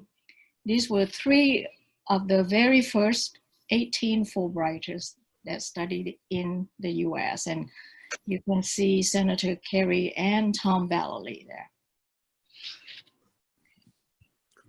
You might say what Ming's current occupation is. Mr. Phạm Bình Minh is now Deputy Prime Minister and also Minister of the Ministry of Foreign Affairs. Right. Mr. Nguyễn Trung Thành is Ambassador to Cuba. Mr. Nguyễn Vũ Tu is recently Ambassador to South Korea. So, thank you. And this is another picture in front of our center in Bangkok. These are the 4 Harvard Yanqing scholars getting their visas and paperwork and tickets, getting ready to go to the US. And one more that you might know, and this person is Ambassador Vũ Quang Minh, Vice Minister of Foreign Affairs, who is now Ambassador in Phnom Penh, Cambodia, in front of edX Center in Bangkok. Okay, thank you. Thanks. So you need to close the share. Great. All right, thank you very much. I'm glad you were able to get it up. That's an invaluable way of connecting past, present, and future. So Mark Seidel will talk about the important foundation role. We mentioned earlier the Christopher Reynolds Foundation, which started a lot of us off, and then when Ford became a part of the picture, a lot more things happened. So Mark? Thank you, John. Can you all hear me okay? Yep. Good. I'm on cell service in rural Connecticut. We don't have broadband here yet. And so if it begins to get a bit sketchy, I will turn off the video, but for now I'll leave it on. And I'm only going to take a few minutes and talk in some generality about the foundation activity in Vietnam. I want to thank John for putting this together, the extraordinary speakers from the first hour who did a wonderful job and far better than I will do here in my less than 10 minutes, and those wonderful songs that John played. Tremendously appreciated. Ford Foundation activities in Vietnam followed on a tremendous run of earlier activity that has been described in the first hour. And Ford was, in some ways, you might say, a latecomer to some of the Vietnam programming and Vietnam normalization activities. Ford wasn't even, for example, the earliest foundation. As John and others have pointed out, that was the Christopher Reynolds Foundation and the extraordinary work of Andrea Panaritis and others connected with Reynolds and the programs and organizations that they supported. But Ford had a number of reasons to be, and before I get into Ford, I should say that after Christopher Reynolds and at roughly the same time that Ford was becoming active in Vietnam in the early 1990s, there were a number of other foundations as well, and it's worth mentioning them for the historical record. They all did terrific work. The Asia Foundation, the Luce Foundation, and a couple of years later, the Buffett Foundation, and then many others over the years. Ford had lots of reasons to be interested in Vietnam. One reason which is not widely known, on which I've recently been doing some work in the extraordinary resource that is the Rockefeller Archive Center, where the Ford Foundation papers are held, is Ford's work in South Vietnam beginning in 1959. Episodic, often controversial within the foundation, a fascinating sort of episodic set of programs and activities on which I've written one paper that takes us through about 1973, and we'll be writing another paper as well. So Ford had a previous interest in Vietnam. perhaps more importantly, Ford was always active from the 50s onward in Thailand and mainland Southeast Asia in a number of different areas. And then also highly relevant, Ford had begun programming in China in about 1983, established an office in 1987, 1988, in which I was privileged to serve with Peter Geithner and Zhang Ye and other Chinese and other colleagues from Ford. And the relevance of programming in China under certain limited conditions, one-party state conditions, and the somewhat mirroring or similarity of some of the institutional makeup in China to the institutional makeup in Vietnam. The ability to work with the Communist Party and other entities certainly made it easier for Ford to think about programming in Vietnam. The modern or the early 90s version of Ford's activities in Vietnam began with Peter Geithner when he was based as representative in Thailand back in the 1980s and had some extensive contact with the Vietnamese embassy in Bangkok and with Hanoi, and then continued when Peter moved back to New York, got me involved. We'd worked together on China. And then eventually, as Min and others know well, Ford moved out to the region, first to Bangkok and then to Hanoi, and began establishing its own programming in and with Vietnamese institutions beginning in 1991 in a variety of areas: international relations and US-Vietnam relations, as Min has mentioned, the social aspects of economic reform, gender and women's studies, and a number of other fields as well. And those fields expanded over the years. I don't want to overemphasize the Ford history here because there were a number of foundations involved, not only from the United States, a number of private funders involved, not only from the United States, but also from Europe and Australia and other places as well. But there are aspects of the Ford experience that I think are interesting and not necessarily dissimilar to other foundations. Vietnam was not particularly experienced with American or other foundations until the Christopher Reynolds Foundation activities started in Vietnam. And then Vietnam found, and I mean those that we worked directly with, in our case at Ford, it was the Ministry of Foreign Affairs. With other foundations, it was other groups. But Vietnam very quickly found that American and other foundations did different programs, used different methodologies, and worked in different ways. And Vietnam was truly flexible in working with the foreign foundation community. We found that at Ford, and I know that many other foundations over the years found that as well. That is not to say that there were not limits on activity. There certainly have been limits on activity in Vietnam, and there have been, I think I should say, far more limits on activities, particularly in recent years in China. But for Vietnam, this was a learning process with respect to foundations that began in the Christopher Reynolds context and then expanded through Ford and others. And what Vietnam found is that foundations want to do different things, and a place like Ford generally works not only with state institutions, and in our case, party institutions, but also with a wide variety of academic institutions and the emerging civil society organizations, NGOs, and others in Vietnam.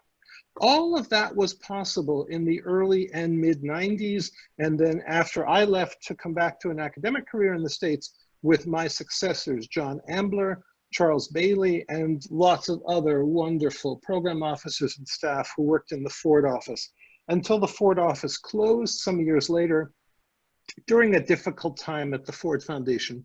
And in what I personally feel, since I'm not speaking for Ford in any way, in what I personally feel was a mistake. But for the time that the office existed, for the time that the program, I shouldn't say office, for the time that the program existed, beginning in 1991, and beginning with Peter's visits to Vietnam in 1989 and 90, and then I picked this up in 1991, a tremendous amount was possible. And that's significantly due to the flexibility of the Vietnamese authorities. Both those that worked with foreign foundations and those on the security side who were responsible for making sure that the leadership understood what foundations were, their previous histories in Vietnam, for example, Ford's previous history in the South, and things like that. I think I'm close to my 10 minutes. I'm going to stop there, but let me stop with a plea. And it's a plea to everyone who's been involved in this process, and that is to preserve the papers and materials that you have. Ford's papers, as well as the personal papers of Peter Geithner, and as promised, my personal papers from the Vietnam, China, India experiences with Ford will be going to one archive that happens to be the Rockefeller Archive Center in Pocantico, New York. I believe there are others on this call. David, I hope you don't mind if I mention that David Thomas's papers and the papers of his Indochina Arts extraordinary organization are also going to the Rockefeller Archive Center. But I'm not mentioning one organization in particular. Wherever you choose to preserve your papers and materials and posters and sound recordings and dinner invitations and autographs and those extraordinary pictures that Min posted, it's important that they be preserved, and there's lots of organizations that would like to have them. Ford worked with a number of the organizations and people who are on this call, especially but not limited to Min Kaufman in the center. And it's a tremendous pleasure and honor to be together with all of you again. And I'm going to turn it back to John with my thanks to John for organizing this. Thank you. Thank you, Mark. We're now going to shift to a different kind of factor. I don't know if Ginny, are you here? Yep. Okay, all right.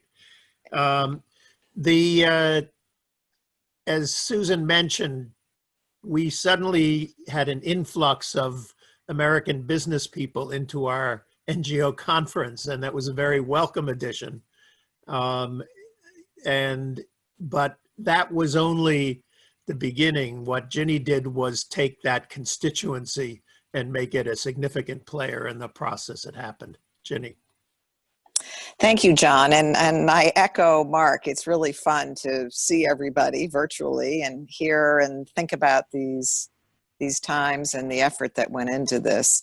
I'm a little bit different maybe than others in that I did not come to this by way of my own efforts or during the war period, or but I was working for a foreign policy NGO in Washington, and my boss was a retired Foreign Service officer, Bill Sullivan, who had been ambassador in Laos. He'd been a negotiator with Averell Harriman and Henry Kissinger. So he had been involved in the war period through the end of the war, and then had become the ambassador to the Philippines, where Vietnam was supposed to be represented under him initially.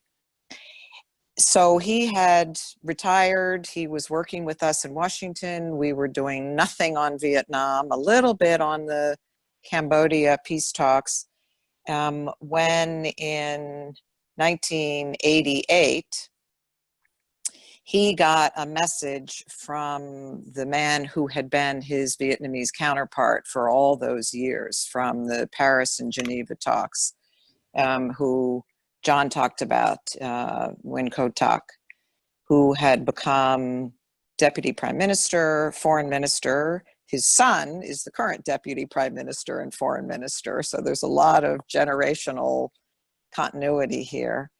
But through Vietnam's ambassador in London, Ambassador Sullivan got this request to come to Vietnam and to start talking about formalizing a normalization process. So Bill went into the State Department. I was with him, just, carrying his luggage. And the State Department in '88 said, no, we are not interested in normalizing. We don't have a roadmap. We don't have a path. We're not going to have a path until Cambodia is further settled, and that Vietnam is a honest broker in that process. So we went to London, we went and saw the ambassador, we communicated with TOC a little bit. And then in the, when the P5 agreement, the Cambodia agreement, or the outlines of it were agreed to, then the State Department asked Bill to please go to Vietnam. So it turned around. And we then did a trip in May of '89. Took a small delegation. There were really two, I guess, ideas that we had kind of fleshed out with the foreign minister by then. One was when the US and China started working on normalization, the State Department and Roger Sullivan, no relation to Bill, but just coincidence, set up something called the US-China Business Council, which exists to this day. But it was a way for companies to join an organization and begin going to China and looking at China. So Bill said, let's do one with Vietnam. Mind you, the embargo was fully in place. There was no ability to do any business. So we called it the US-Vietnam Trade Council, talked with TOC about that. We thought trade, because we had an embargo, we had a trade agreement we would have to do. We thought trade was a better word than business. The second thing that we sort of had talked through was that since the end of the war, there had been very little contact between our Congress and Vietnam's up and coming foreign ministry officials who would be involved in working on normalization. So we went over being interested in setting up a Washington fellowship. So we had quite an extraordinary trip in May. Sullivan and TOC wanting to ask each other questions about the Christmas bombing and all different episodes of the secret talks. Sullivan had been in Hanoi on secret talks multiple times during the course of the war. So that was, and I wish I knew then what I know now about that period and had recorded some of this conversation, but it was an extraordinary. And to Mark's point, I have wonderful photographs from that period, which that I'm digging out in my archives. But on that May trip, and with the permission of the OFAC, the Office of Foreign Assets Control at Treasury and the State Department, we did set up the US-Vietnam Trade Council and a fellows program that quite a few of those people that Ming showed in pictures spent the summers with us between their programs at Fulbright Funding. Ming was with us for 2 months. Lê Van Bang was with us for 3 months. So we had a great group of, primarily from the foreign ministry, spent time with us over those years. Although we called it the US-Vietnam Trade Council, and the idea was to get the embargo lifted, which we thought would happen quite easily, companies were interested because as John Trezano talked about, during the, or maybe it was Murray, during the '86 Politburo meeting, Vietnam decided to normalize relations. So TOC's job was to reach out to the US and try to get a formal channel going, and that's what Bill was trying to do. And then also economic normalization, or they were working on a foreign investment law. Some of the other ASEAN countries were quite interested in the reform program that Vietnam was embarking on. The foreign investment law was impressive. And so there was a lot of interest among US companies who were based in Hong Kong, Singapore, Thailand. And so we had a membership fee, they joined, we had, I don't know, not more than 100 companies and some big Fortune 500 companies who, for a small amount of dues, we put together an organization. We also, Andrea Panaritis from Christopher Reynolds thought this was an important new component to the whole effort towards normalization, and so she was quite generous with us. And we began the process of trips. I did a lot of work, and my boss, Ambassador Sullivan, had known John Kerry's father and John McCain's father. And so we went to see them in the early days. I got to know their key staff people quite well. And you know, they were not really going to Vietnam much until the Select Committee was set up in '91. But I went multiple times, sort of on behalf of them. John McCain wanted to work on normalization, but his number one issue at the beginning was that all of the South Vietnamese military officers be released from re-education camp. And so I went over and met with Le Mai, who's been mentioned here several times, that this was really a criteria for John McCain to step forward on this. I would also add to all this John McCain, John Kerry, they, you know, to their dying days, or McCain's dying days, did not agree on the war. But they, over time, they agreed on the need for peace and the steps for peace, and they became quite good, you know, a little yin and yang in personalities, but they felt that the process of normalization was not just good for Vietnam, it was good for the US. And so in that early period, there was, I started working closely with McCain and Kerry's offices and John Glenn and others. That really, it was led by the veterans in Congress. But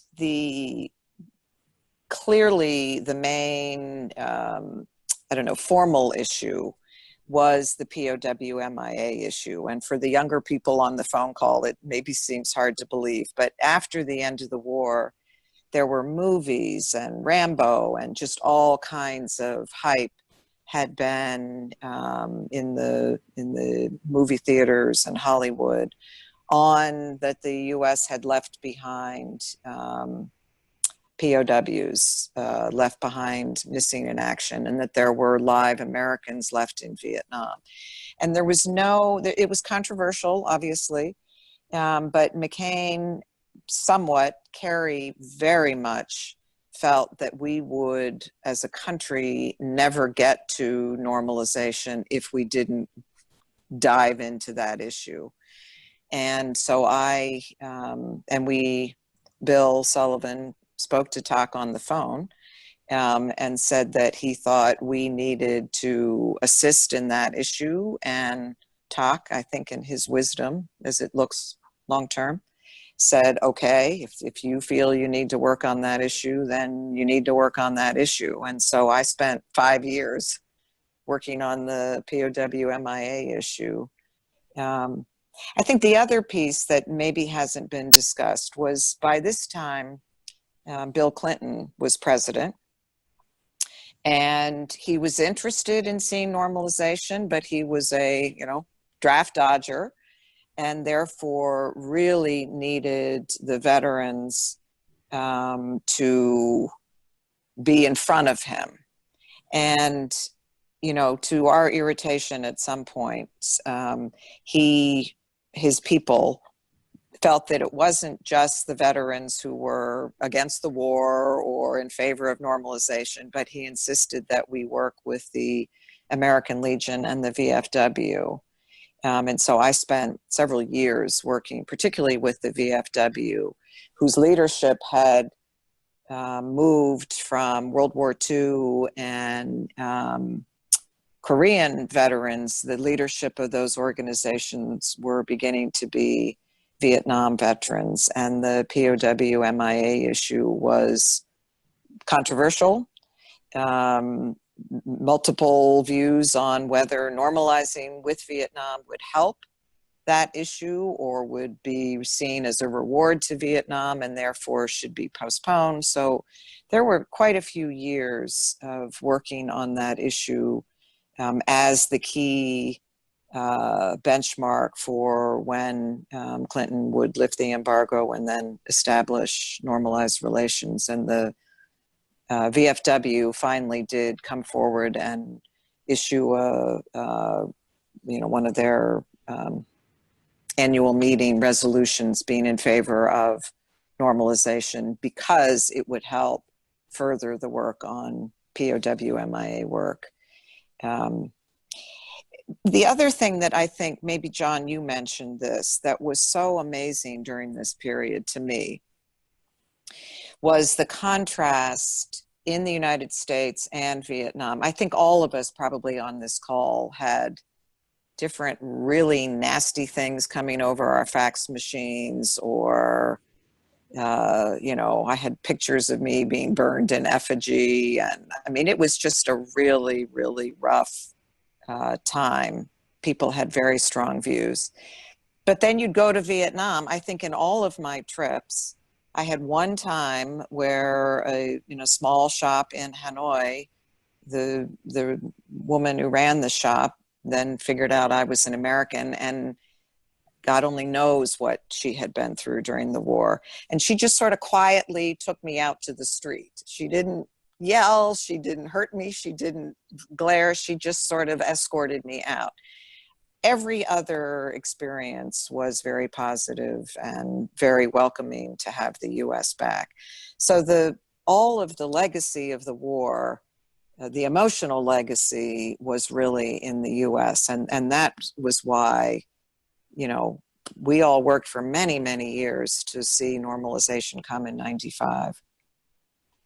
The other thing that I would say was that once we got the Trade Council organized, the businesses were really quite, brave, in that there were a lot of congressional hearings that would go on, House and Senate, when we start to talk about normalizing trade relations.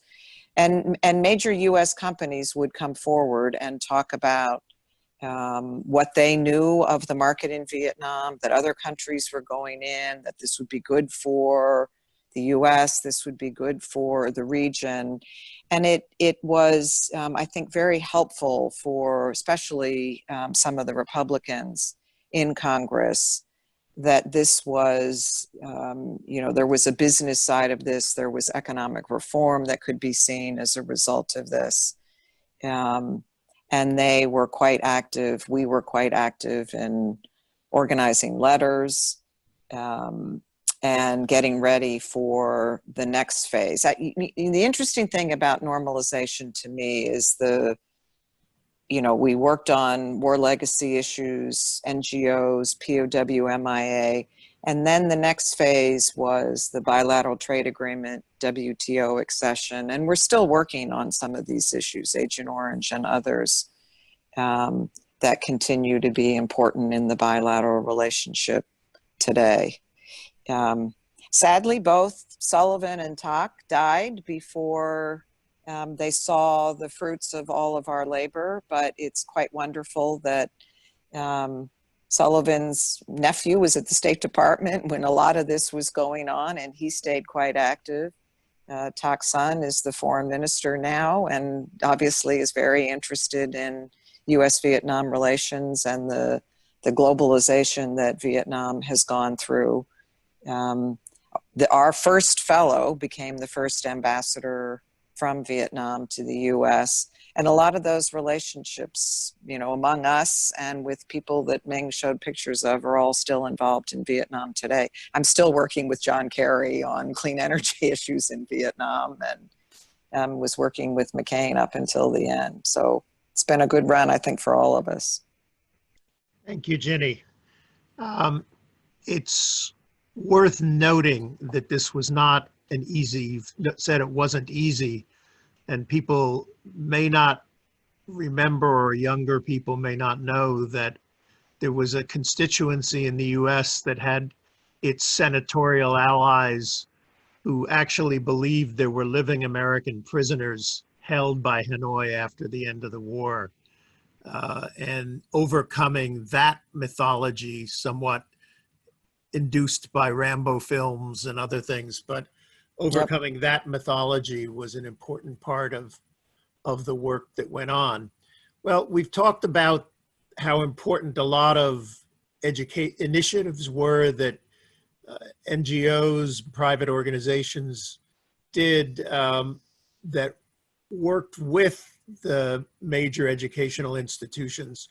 But now we're going straight to the primary organization that is involved with the International Educational Exchange. Its name is the Institute of International Education, and its president, Alan Goodman, has some personal as well as institutional memories. Alan.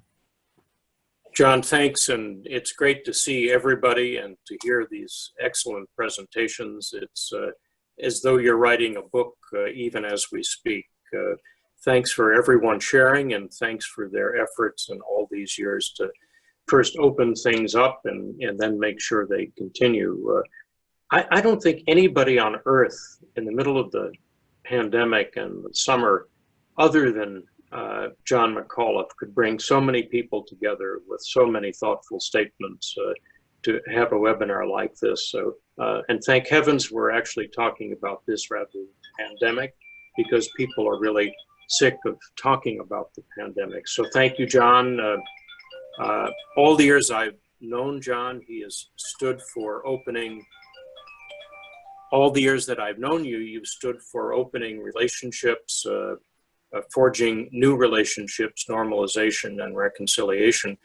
And it was our privilege last year at the Institute of International Education to award John one of our Centennial Medal for a life's work in this mission. So congratulations again, John, on that, and thank you very much for your work. I think normalization, not to repeat, I'm going to try not to repeat anything that people have said, is the work of really two generations as a joint effort. It took the generation of people on both sides who were in the war, whatever their opinion of the war was, and their children who also had to, who didn't really experience the war, and had an opportunity to make their mind up. And it was pretty vividly brought home to me thanks to an experience that Mark Seidel and Peter Geithner and Lei Mai and Ming Kaufman made possible when I was actually, with my family, able to live in Hanoi, teach at the Institute of International Relations with Tom Larson, my colleague professor. We spent 5 months teaching a new class of diplomats and an old class of Communist Party Central Committee External Affairs members. They took the class together. And I was assigned an interpreter who had just written a book about the United States. I think she was assigned to me largely because she was preparing to write another book about the United States. It was time, and people were thinking of normalization around the corner and how America would be taught per se. We got to know each other quite well. She helped our youngest son get into Vietnamese primary school. He became the first American that I think was a member of the Red Pioneers. Stood up and they asked him to sing a song, and the only song he could remember was the Star Spangled Banner. And everybody applauded when he was finished singing. Like John Terzano and like Ginny, every experience, bar none, that we had as a family in Vietnam was warm and cordial, and people were friendly and glad that Vietnam and America were back together in some way. As I got to know the interpreter, and she was an official at the Foreign Ministry and at IIR, we talked a little bit about the wartime experience in her family, and I asked what her father did. And she paused for a minute and said, my father is retired. Then I asked, well, what did he do before he retired? Again, there was silence, and she then said, well, he was a judge. And since my wife Colette is a lawyer, we went a little bit back and forth about legal systems and differences and the role of judges. And I asked, what kind of a court was he a judge in? And she didn't hesitate by then and simply said he was the Chief Justice of the War Crimes Tribunal. And on both of our parts, there was this long silence. I said, he knows that you're now helping us with this opening of relationships and normalization, and that you and I are working very closely together. And she said, yes. And he said, it's time for my generation to make its own mind up. And I think if you didn't have that in both generations, a willingness of the older generation to close a chapter on the past, and a willingness of a new generation to think more independently and make their own mind up and not be afraid to do that, we wouldn't have achieved normalization maybe as quickly and as deeply as we have. Ming provided a very good account of the role of Fulbright in Vietnam, its origins before, and then when Vietnam again was able to have the Fulbright program. My interpreter was probably one of the first 10 Vietnamese that came to the United States for graduate studies. She went to the University of Notre Dame in peace studies. And I bet she was one of the very first people that Ming helped. We've seen interest in exchange and in studying in the United States grow in ways that none of us would have predicted. First, there was 10. We heard earlier in the broadcast that in a few years there were 100. It probably would surprise everybody to know that there are 24,000 Vietnamese studying in the United States now. Vietnam is the 6th largest sending country of students to the United States. It's a great destination for Americans studying abroad, and it is a way that has transformed educational exchange, whether it's one by one, the growth in small numbers, the surge that we have in the past few years. It has changed Vietnam from, at least in American minds, being a war into a real country. And that's the magic of the educational exchanges, the openness that started with the efforts of everybody on this call, for which I am profoundly grateful. John, thanks very much for this opportunity to share just a little bit. IIE led the first academic delegation to Vietnam in the very early 90s. I was not at an IIE then, but everybody who was said we were roundly criticized for doing it, just as others have spoken. It was a very brave step by ACLS and IIE to engage academics at the earliest possible moment, as opposed to waiting until the very end when everything was fine and normalization was going very well. This is an example of how educational exchange can happen at the very beginning of an opening, can solidify that opening to a point where Vietnam and America have such very close educational relations today. IIE's papers about this period are at the Pocantico Rockefeller Archive, along with the Ford papers. And I think, John, when some PhD student comes to write a book about how all this happened, first they're going to go to the archives, and I hope the first thing they see is a recording of this very powerful broadcast. Thank you very much. Thank you, Alan. Alan's personal introduction should be that though he was in a civilian capacity, he also goes back to being in the war on the other side in Saigon, and both he and his wife, and he didn't tell the story, so I will, that one of the trips that we sponsored went to his home when he was the vice dean of the school at Georgetown, the Foreign Service, that's not his right title, but he was the vice dean, and everyone knows about this special magic between veterans and Vietnamese, and what I saw happening that evening at their house was happening on both sides in a very special way, and that's where our personal friendship developed from. I think also we've said all of the good things, and I agree with most of the good stories, but I also remember as we arrived with delegations largely of academics between 85 and 90, we often didn't know until we arrived in Hanoi. Well, first of all, we didn't know until we arrived in Bangkok that we had visas. And then we didn't know what our program was until we got to Hanoi. And there was one year where we couldn't meet with any universities. And there was also the terrible experience of the Mennonite teacher who was the first American to teach in Vietnam, who was thrown out because she used as teaching material some op-eds from the Bangkok Post that were critical of Vietnam. And she was naive enough to think that she could do that. She had been part of a program we did the summer before to learn Vietnamese, which I was a total failure at.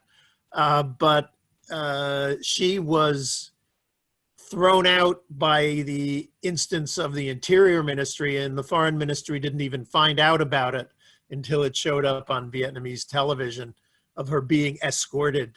And then they didn't blame the Mennonites because the Mennonites were the biggest American aid group.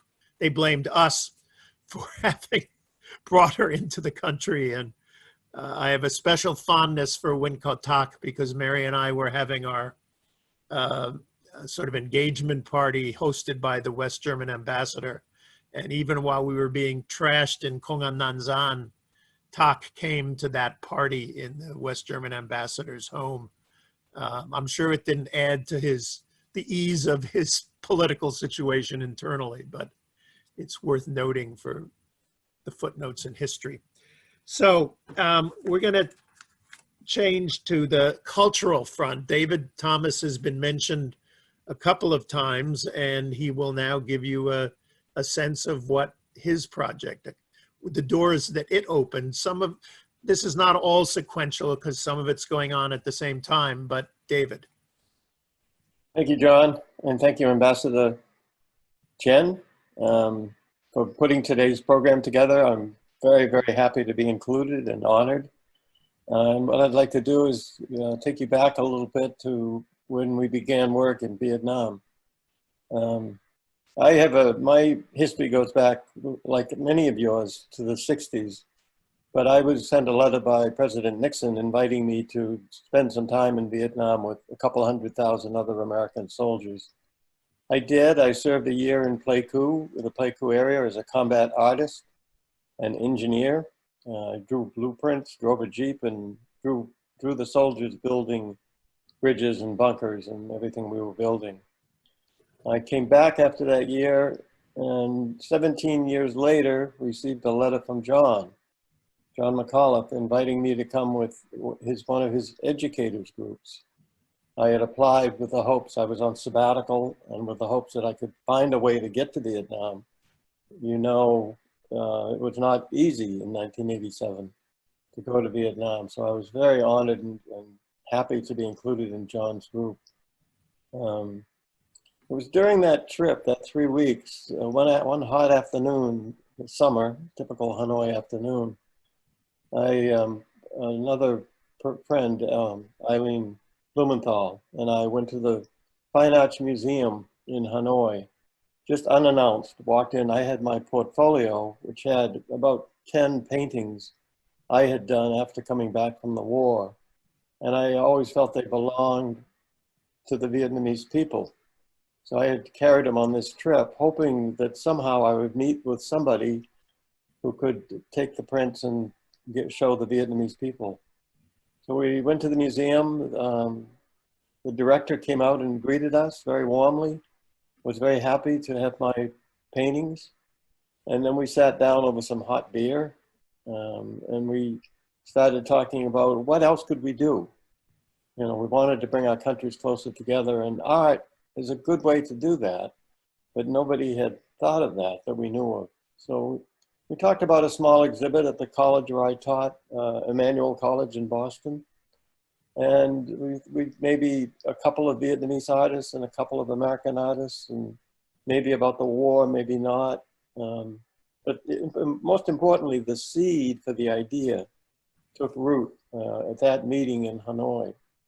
I came back to the States somehow, and I don't remember exactly how, got a visa to go back to Vietnam the following year and spend a couple of weeks, mostly in Hanoi, meeting with government officials, the Ministry of Culture, signing agreements as an individual. I'm not sure what they thought of me, but they were happy to sign agreements to put together an exhibit that ended up becoming quite popular. Some of you may have seen it.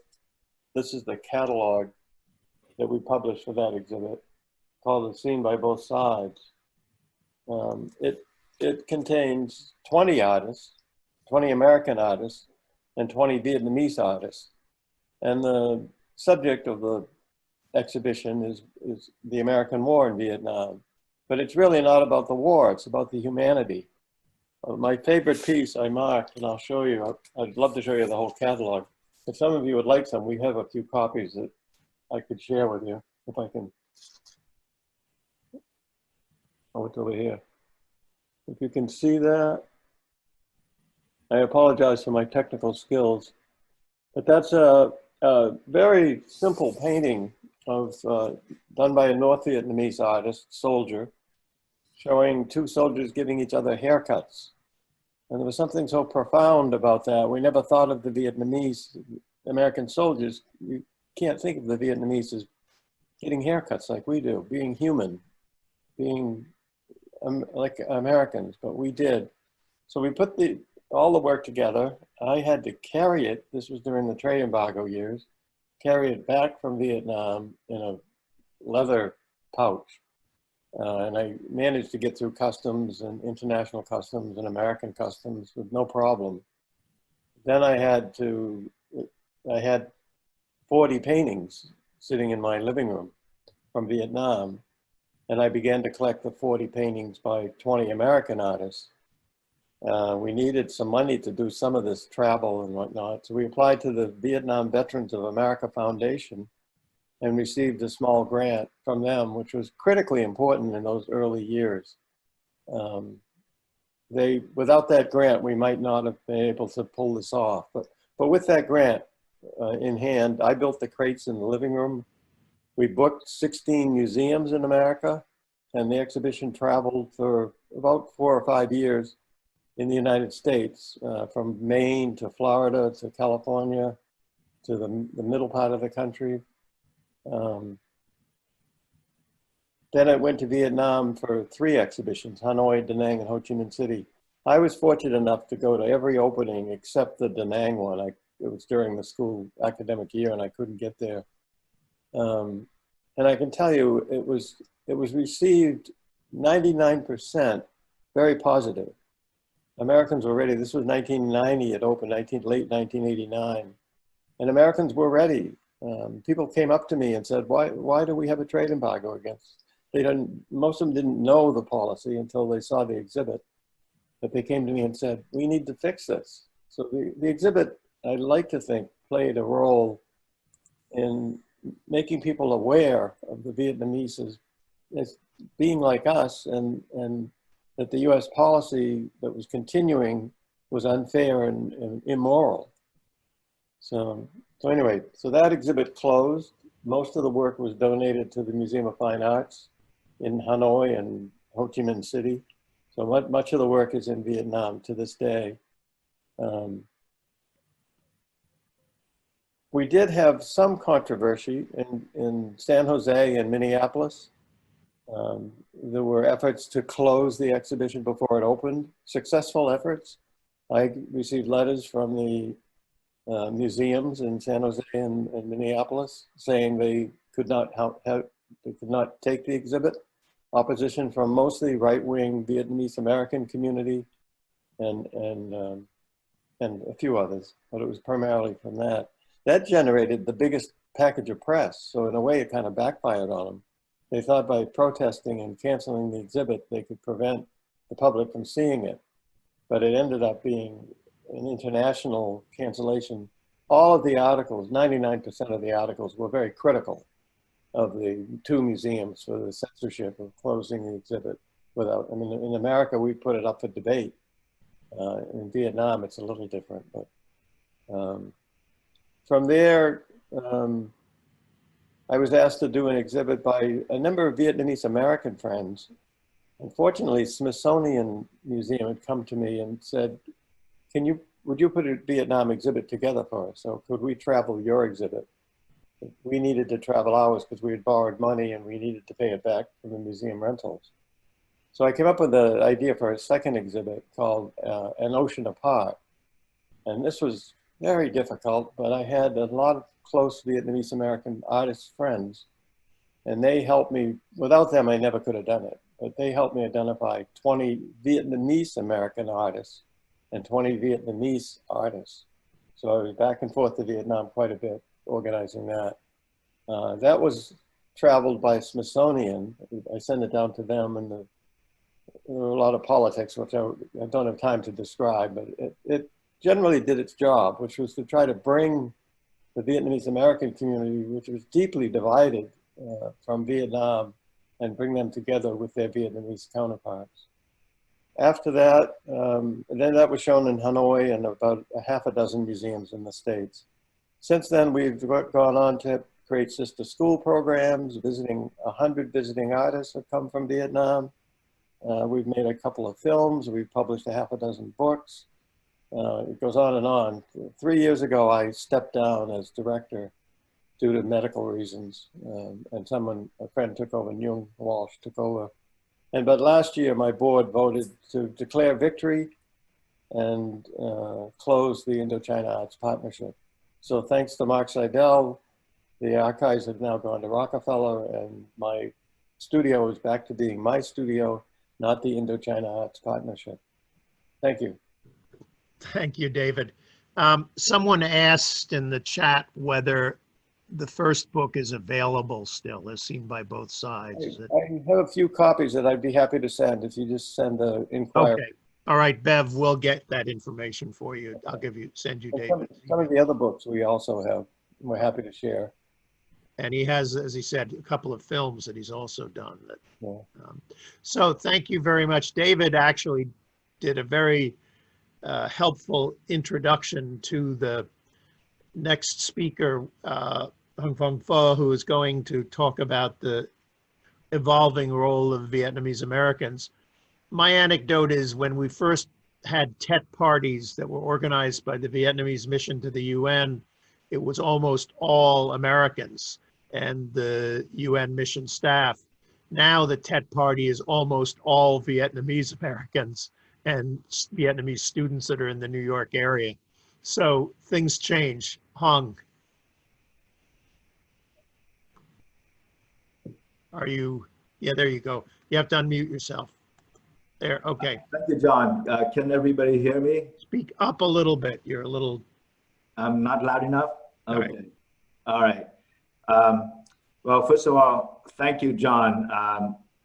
My participation in this notable event almost didn't happen because we were all out, and John's email to me went into some holding pattern, and I have to thank him for picking up the phone and call on just a few days ago. And so I'm very happy to be here. I am probably the youngest among the participants here.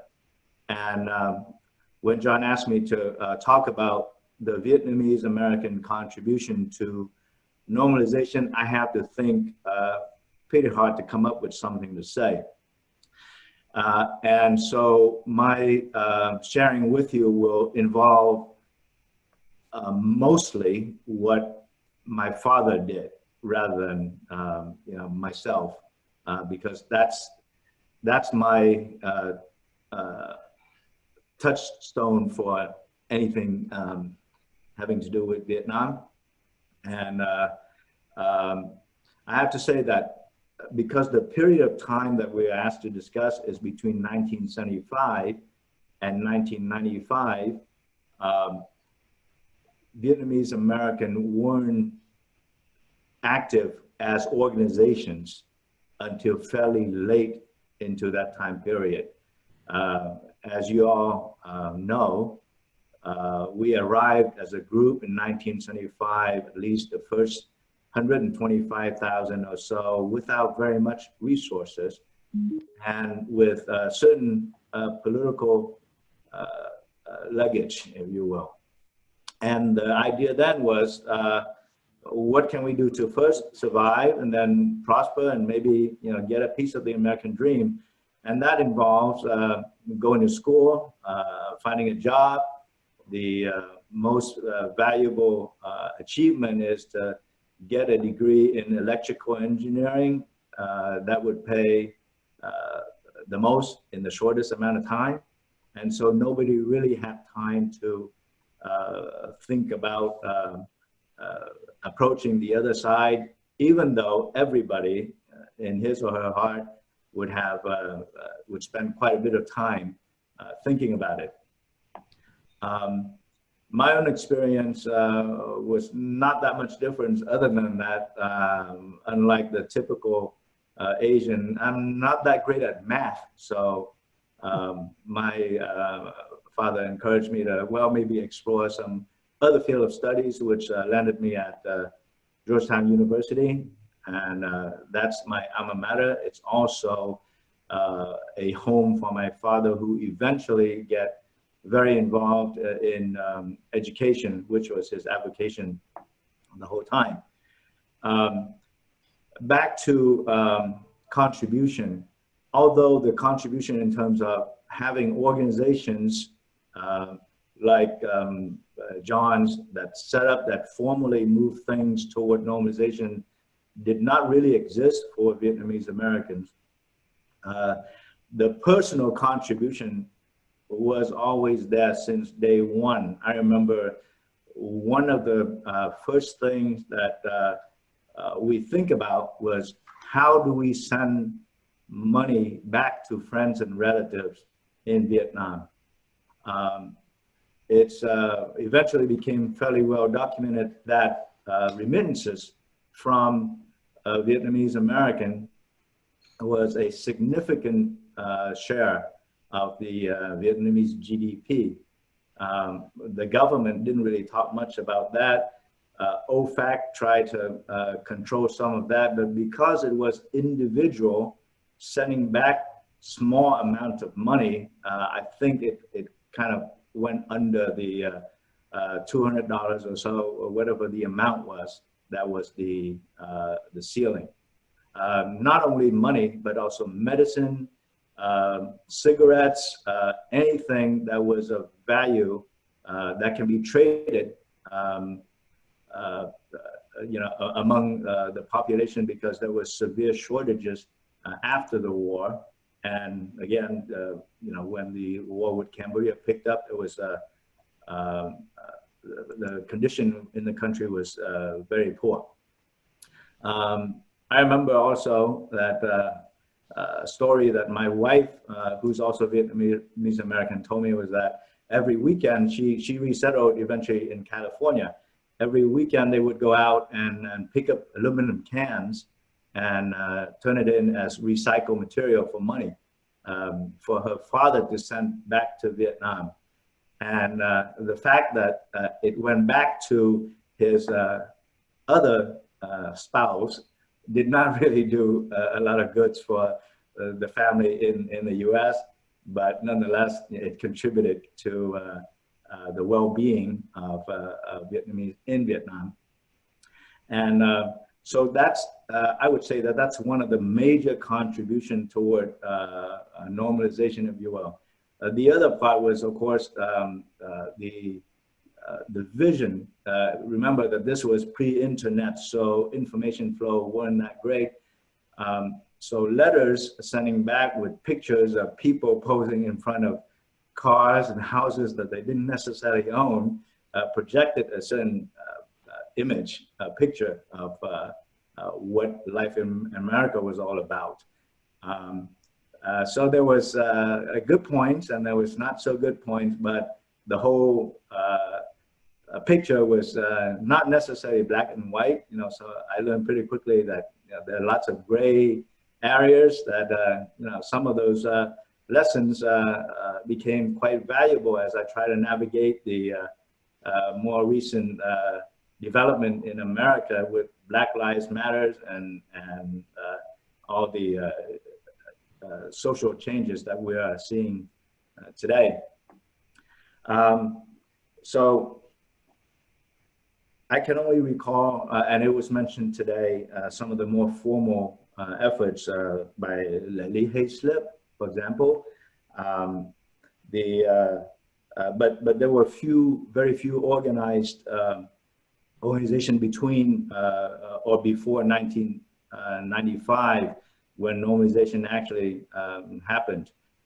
Before that, the prevailing atmosphere within the community was that we are supposed to be anti-communist, and anybody who say otherwise somehow either not patriotic, whether or not that's toward America or toward Vietnam. So it was difficult.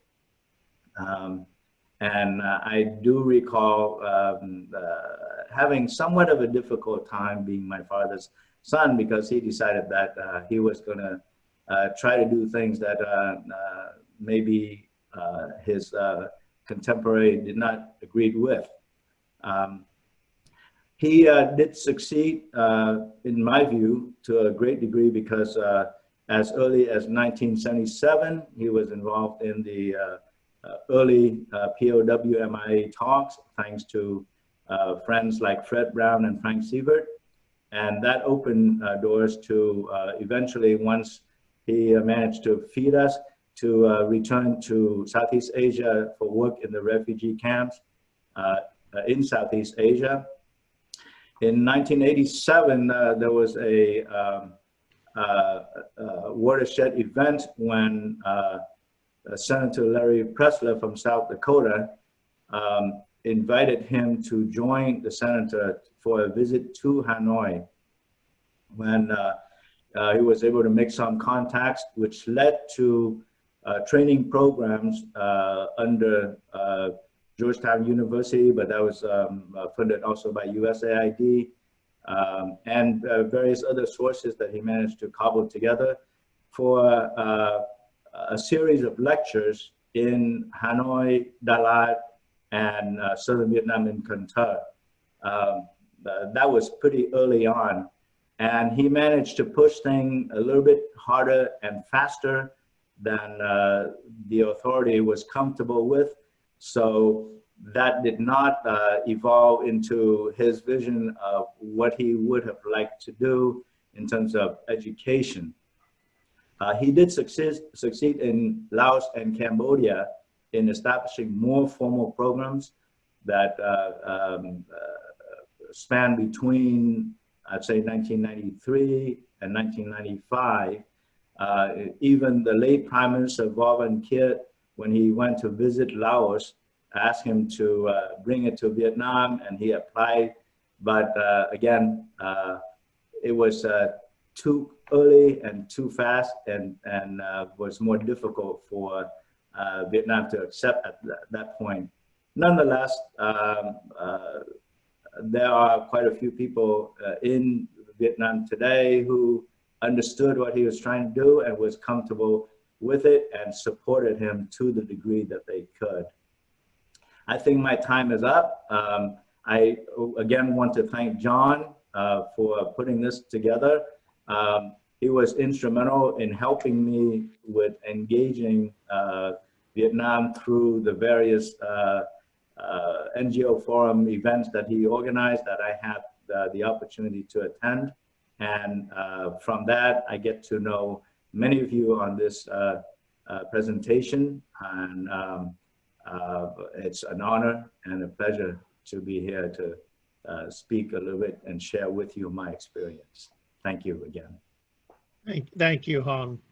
Our last speaker, and by no means the least in many ways, with, in some ways, a longest history of intersection with this process from an official governmental view is Ken Quinn, but his view goes beyond the official governmental view. So, Ken.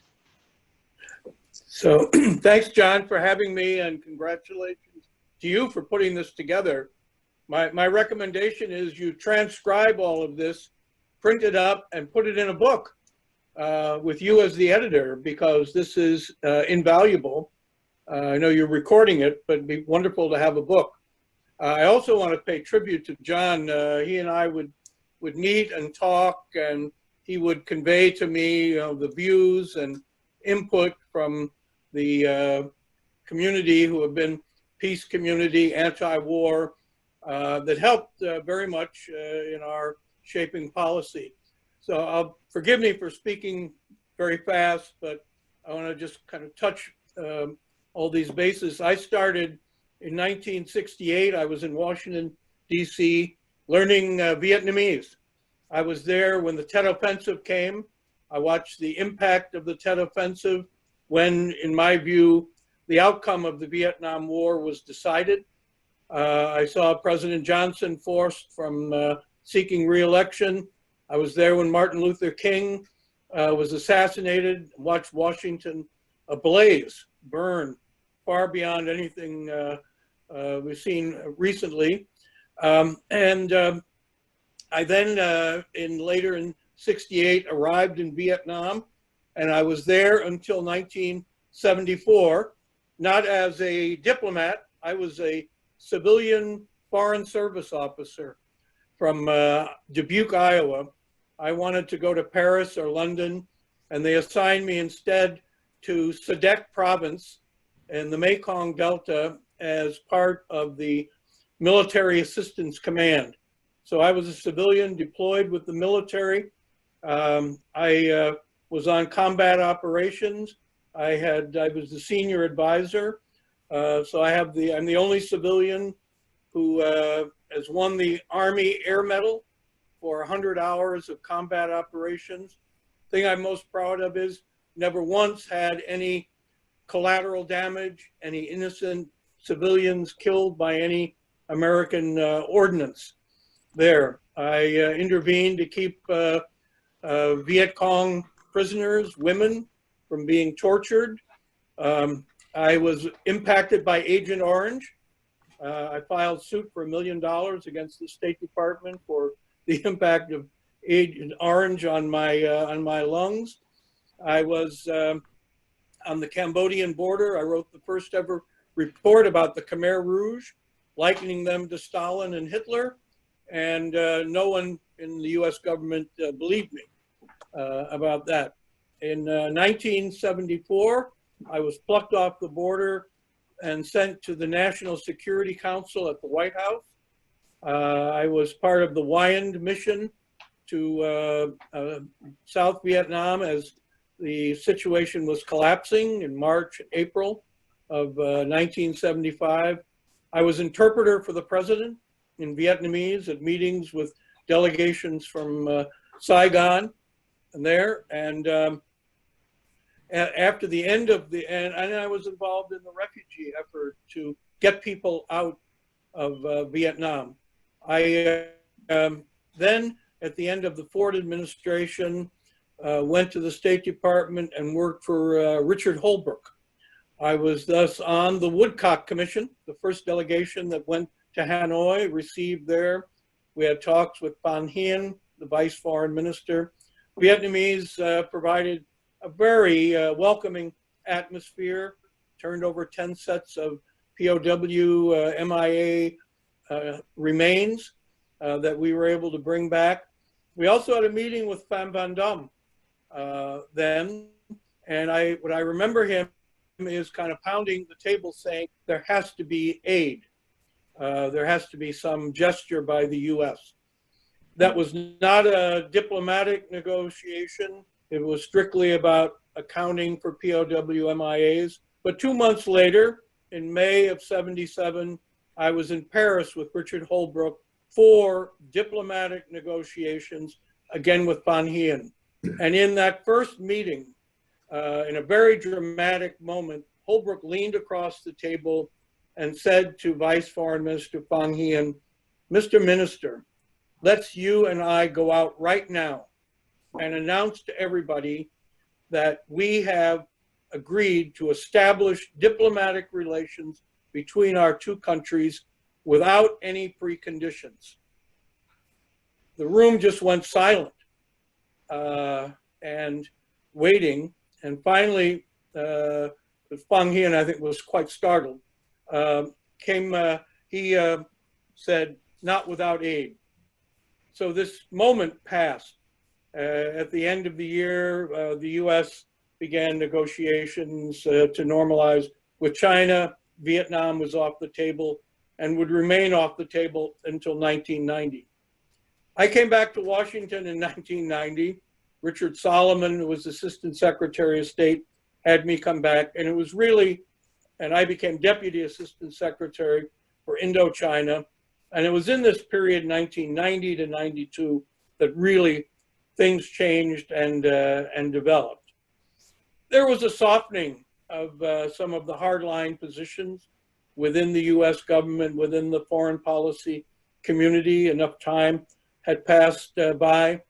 Baker made a big, Secretary of State Jim Baker made a decision. We would no longer support the Khmer Rouge representative holding the Cambodian seat at the UN.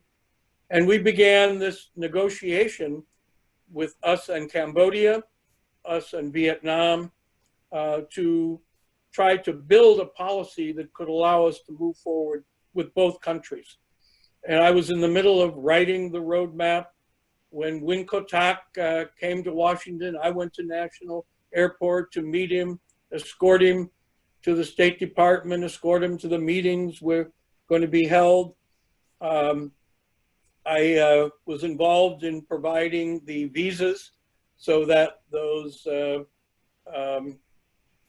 individuals, including Le Van Bang, could come to Washington as students, even though they were diplomats.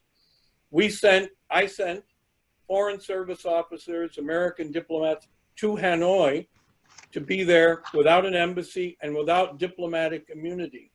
We couldn't get the political support to allow us to open up any liaison office, any official representation. So we sent officers there without protection, just as Le Bang came to Washington. That was another step. I was in the Aspen Institute talks in Jamaica, in Hawaii. There were 16 Vietnamese, 16 Americans there, and most of it was the other 15 Americans beating me up in front of the Vietnamese about why couldn't we lift the trade embargo? Why didn't we do this? Poor Phang Hien was there. He felt sorry for me. He was nice to me afterwards.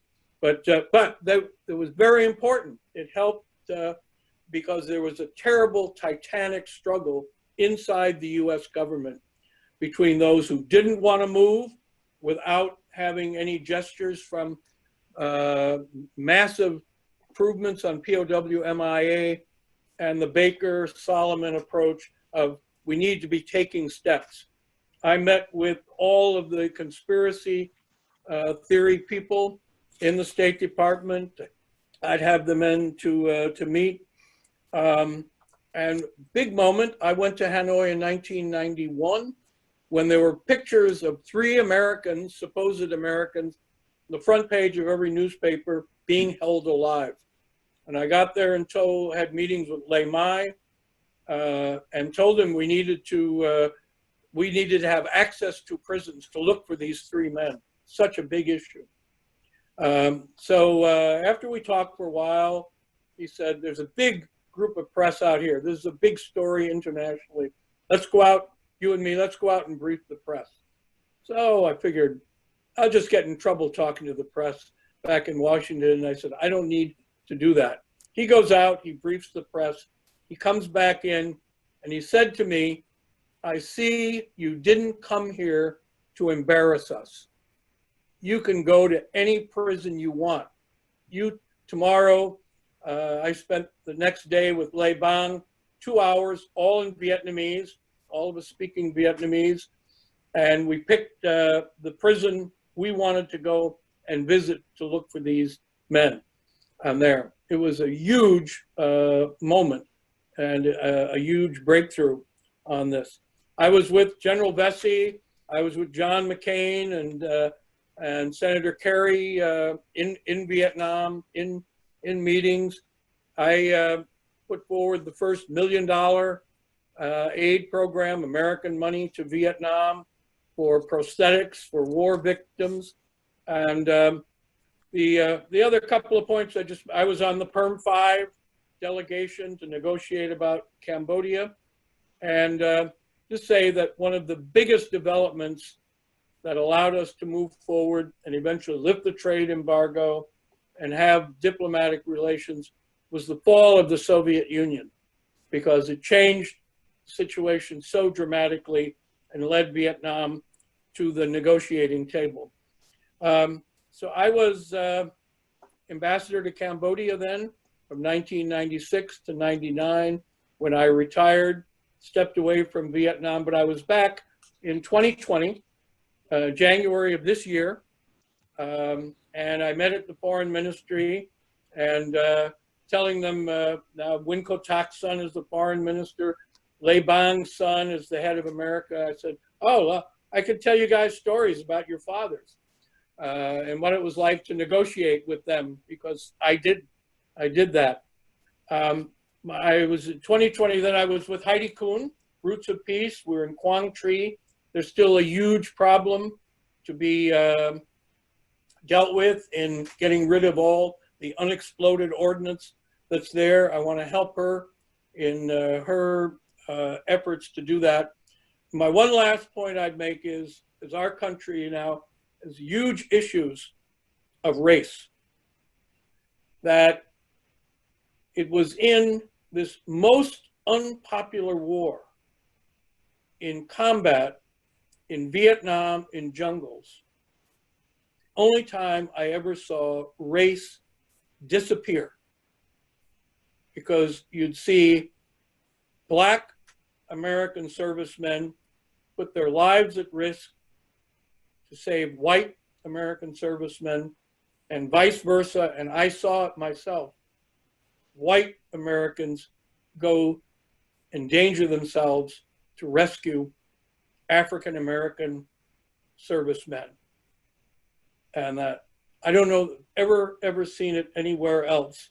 And it's an irony that it was the war that was so unpopular that provided this moment in the history of our country. Maybe there's some others on that. Anyway, John, thanks for having me. I had other points or stories to tell, but I'm out of time on there. But thank you for allowing me to be part of this. And thanks all of you, all the rest of you, for what you did for our country to endeavor to bring us to the point where, gosh, now when you go to Hanoi, nobody likes Americans better than the Vietnamese and the Vietnamese government on there. So thanks again. Thank you, Ken. We could obviously do this for hours more. And for each person should have had an hour rather than 10 minutes, but that's pushing the envelope for an audience, though we still have 59 people, which I'm impressed by. I'm gonna briefly recognize Heidi, if I can find her again, and let her say something about what her current work is. But now I thought I had it, and now I'm not finding it. There we go. Okay. Heidi, are you? Yes. Hello, John. Okay, there you go. Okay. Gary, can you find the photo?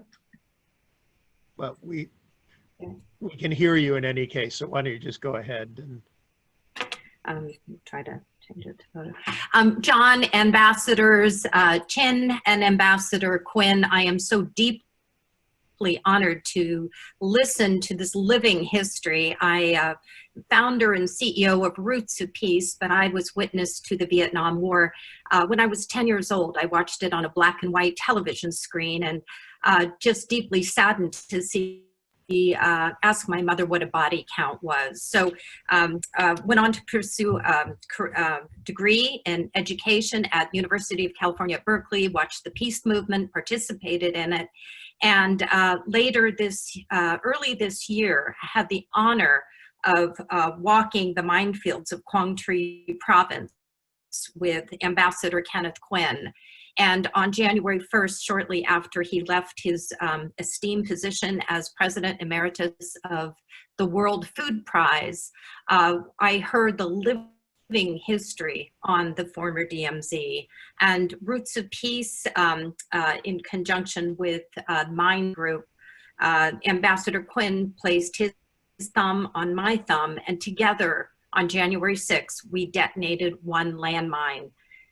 Today, there are millions of unexploded ordnance, remnants of war that are maintained in this former battle zones. And Ambassador Quinn and I set out on a quest on January 1st to turn mines to vines. And just as the plea of others, I ask you all to join us at this poignant moment in history as we reflect on the true spirit of friendship. I think a true friend stands in unison with the Vietnamese people. 80% of the land in Quang Tri still today remains riddled with the remnants of war. And together we have planted thousands of black pepper trees on former battlefields, turning mines to vines, right, replacing the scourge of landmines with the best black pepper in the world. And I wish I could show you, but we're kind of blocked from seeing one another. But if you could imagine, those who fought in the war on the front line are contributing through various creative means of corporate social responsibility. For instance, Morton Gottelf, who was the CEO of Morton Bassett Spice Company, is purchasing all the black pepper on the former battlefields of Vietnam. The monies go back to 3,800 farmers, which we have trained thus far. And we just ask all of you listening on the line, we thank you so much for your service, for healing the wounds of war, but we do have a distance to go. And hands and thumbs as we detonated those mines with Ambassador Quinn earlier this year, we have called forth a campaign to raise $20 million by the end of 2020 to eradicate all explosive remnants of war from the face of Quang Tri province. I hope this is a legacy so that, as Susan Hammond said so poignantly, that in 5 years we look back and the job is done. And farmers have the dignity to walk their fields without the fear of explosive remnants of war left behind. In my very humble opinion, that is true friendship and a true celebration of 20 years of normalization of relations and bilateral relations. Thank you again, Ambassador. And thank you, John. Well, thank you, Heidi. And I'm going to quickly put one more person on, Lee Vonderlaan, who had written me ahead of time about experience as a veteran. I'm gonna, Lee. Thank you, John. Go ahead. Thank you very much. It's a great experience. Thank you for putting this together. I want to briefly describe an experience in the 90s. I am a veteran of the American War in Vietnam of 1968 and 9. I'm an Air Force veteran serving in Phu Cat. And in the early 90s, I appealed to a brother, Joe Bangert, who was in Vietnam doing some work, to inquire about selling computers in Vietnam.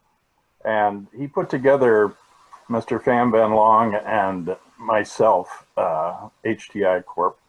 And I visited in 93 and had a great experience and decided to try to donate some computers to a learning center there. And it was indeed a problematic thing to get them over, but I managed to put them on 20 computers on a medical bound container and ship them off to Vietnam. And meanwhile, in order to help end the embargo, we appealed to 200 school children to give their signatures to end the embargo on behalf of peace, and submitted that to John Kerry, who cooperated with us in getting our visas. And consequently, in '94, the computers arrived, and I returned to set them up and had a wonderful meeting with over 100 Vietnamese children, adults, old generals, and an incredible woman called the Mother Teresa of Dong Da district, the garment district there in Hanoi, who had personally rescued over 27 people and from burning buildings. And it was an incredibly inspiring and tearful experience. I found catharsis there. I found such a great feeling of reconciliation, that people wanted our friendship and that we would do everything we could to help it. And so I am so happy to be part of this conference. Wonderful speakers, and I really did not expect to participate, but I am so happy to do so. And a special shout out to my Vietnam veteran brothers, Freddie Champagne, Chuck Searcy, who works with Project Renew, and many others who have participated in reconciliation with Vietnam. Thank you so much. Thank you, Lee. So 2 o'clock, that's not too bad an overrun for a major part of our lives. Let me just say in closing, as most of you know, the US is Vietnam's largest market for exports today. Other than the contiguous population that makes day trips from China, the US is the largest source of tourists, or at least it was pre-COVID. Who knows, things will get back to normal. The Vietnamese setting an example for all of us about how to handle COVID. But in any case, we also have things that aren't so pleasant that bring us together, which is the need to provide some stability in the East Sea or the South China Sea and respect for the rights of all of the countries that surround it. And unfortunately, I'm afraid that's going to be a motor for a relationship for years to come. But most of all, I think the motor for the relationship, Hung in a sense represents too. And he didn't get into, of course, the post-normalization period, but the extent to which the overseas Vietnamese community in the US is now integrated in many respects culturally with Vietnam, culturally and economically, and providing people to work in Vietnamese firms or international firms, and also creating their own companies. And the fact that the culture moves back and forth between Little Saigon and Big Saigon in popular music and in all kinds of other ways. There's still some people out there who don't agree to this, but it's such a different picture, but not a story that's over. As Alan said, the number of Vietnamese students, the 6th largest cohort coming to the US, is just amazing. And we like to think that one of the projects we did with IIE helped to bring that together, where people came from Vietnamese universities in Laos and Cambodian universities to learn about study abroad in the US. So at any rate, this, if anyone wants to watch more videos, I will run them now, and it'll be some old songs that you may remember, but we will, if you have not already registered, if you are able to do it, 10 p.m. tomorrow Eastern time, you can watch the Vietnamese version of the webinar and their side of this complicated story. And then we plan on broadcasting the two webinars together on the actual anniversary of normalization, which is Saturday. And it will be obviously a long program, and not everybody's going to be able to watch it, but it'll also be permanently available on YouTube, and we will send that information to you. Several people did ask about David's books. If it's okay with him, I will put his email address on his biography, and you can, which is on the link that's at the top of the page, and you can write to him. We'll also do a follow-up email to everybody tomorrow. By then, I should have the URL for the YouTube, and I'll resend the entry for the program in Hanoi tomorrow night. So if any of the panelists have anything finally you want to say, or you have an option, we still have 50 committed people watching, and so if anybody has a last word to say, please feel welcome to do it. And I'll take Ken's. I think there's now this software that I'm told will magically turn audio into printed material at no cost, something called otter.ai. And we'll try that out and make it available as an online resource as well as the video. And if we can find somebody who wants to, maybe we can get Murray or somebody who's more skilled as the writer to take on the larger project. But at any rate, any comments from anybody? Well, I should thank Terry for annoying you all by putting the time before you. Terry is the staff person for the Vietnam Peace Commemoration Committee in Washington. So he has done double John, duty. is the program tomorrow in Vietnamese? Yeah. Or No, no, English? these are all English speakers. It's all in English. So you won't be able to have this privilege. We're also talking about whether next spring, for the 27th anniversary of relations with Cambodia, we should do a similar program with Ken and Charlie Twining and some other people. Again, a lot of American NGOs playing an important role in the period after the overthrow of the Khmer Rouge and before the Paris Agreement, and then after the Paris Agreement. So later this week is the 70th anniversary of the US and Cambodia establishing diplomatic relations in 1950. Right. And Ambassador Patrick Murphy, has set up a kind of significant observance. And he's got Charlie Twining, Charlie Ray, Carol Rodley, and myself. We're doing some kind of ambassadors roundtable on the evening of July 9 in the US. So it's going to be morning in Phnom Penh of the 10th, which is the day. But I don't know if it's available or what. I've just been recruited and said I'd do it.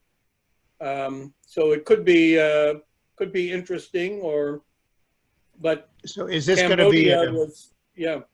Is it going to be a Zoom of some kind, or? If it's done by the US government, it won't be on Zoom. But I haven't been told what it's on, or I don't have the link to join. Just, I know the time and the place, so it's kind of a clandestine webinar for whatever reason. Sounds like a deep state operation, Ken. It's a deep state operation. Deep state, yes. Yeah. Well, if it is accessible by the public, if you can send us the link, I'll send it out to everybody who registered for this. I will. That'd be fascinating. I will. John, can I just add? Sure. Go ahead. Susan, go ahead. Oh yeah, can I just add another plug for another event?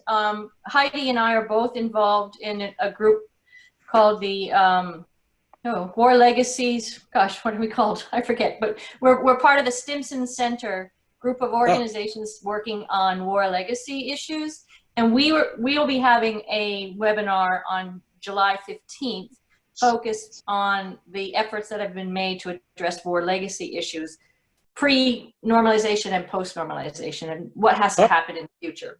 So I'll send you that information as well to circulate.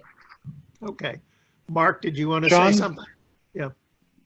I don't know if I'm up next, but I only wanted to add what I think is thanks from everyone for organizing this wonderful gathering.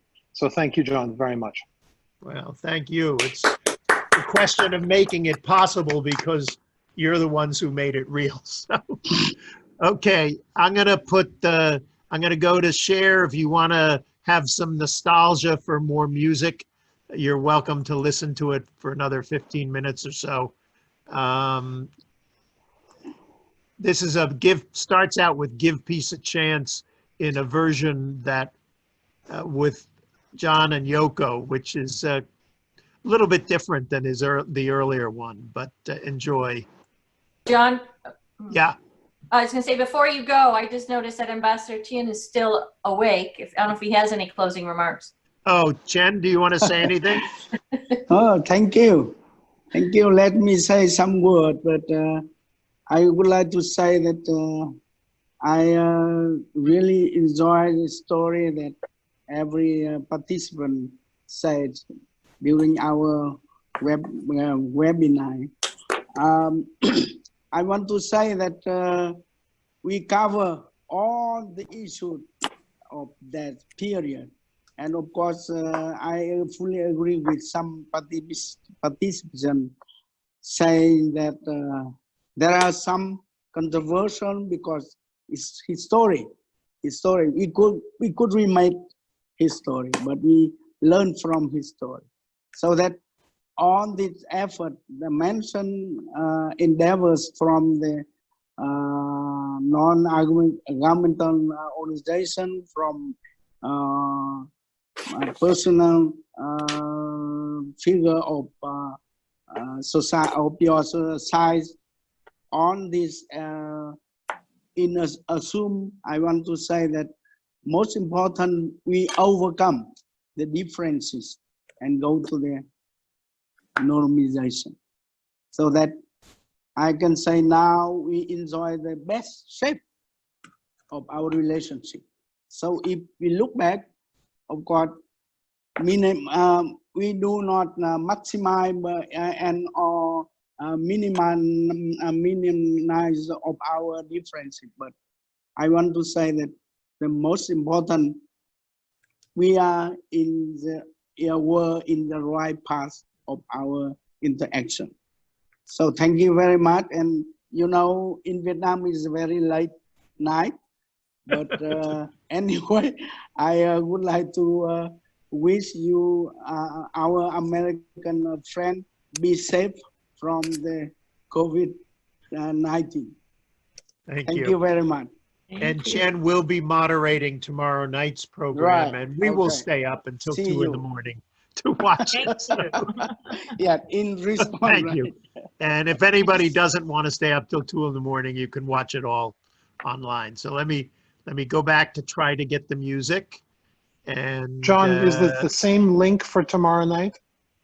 No, it's a different link, which I sent you already, but I'll send you again. And it's a link just as an audience member rather than as a speaker. So, but I'll send that out to everybody. Okay. Let's see if this works.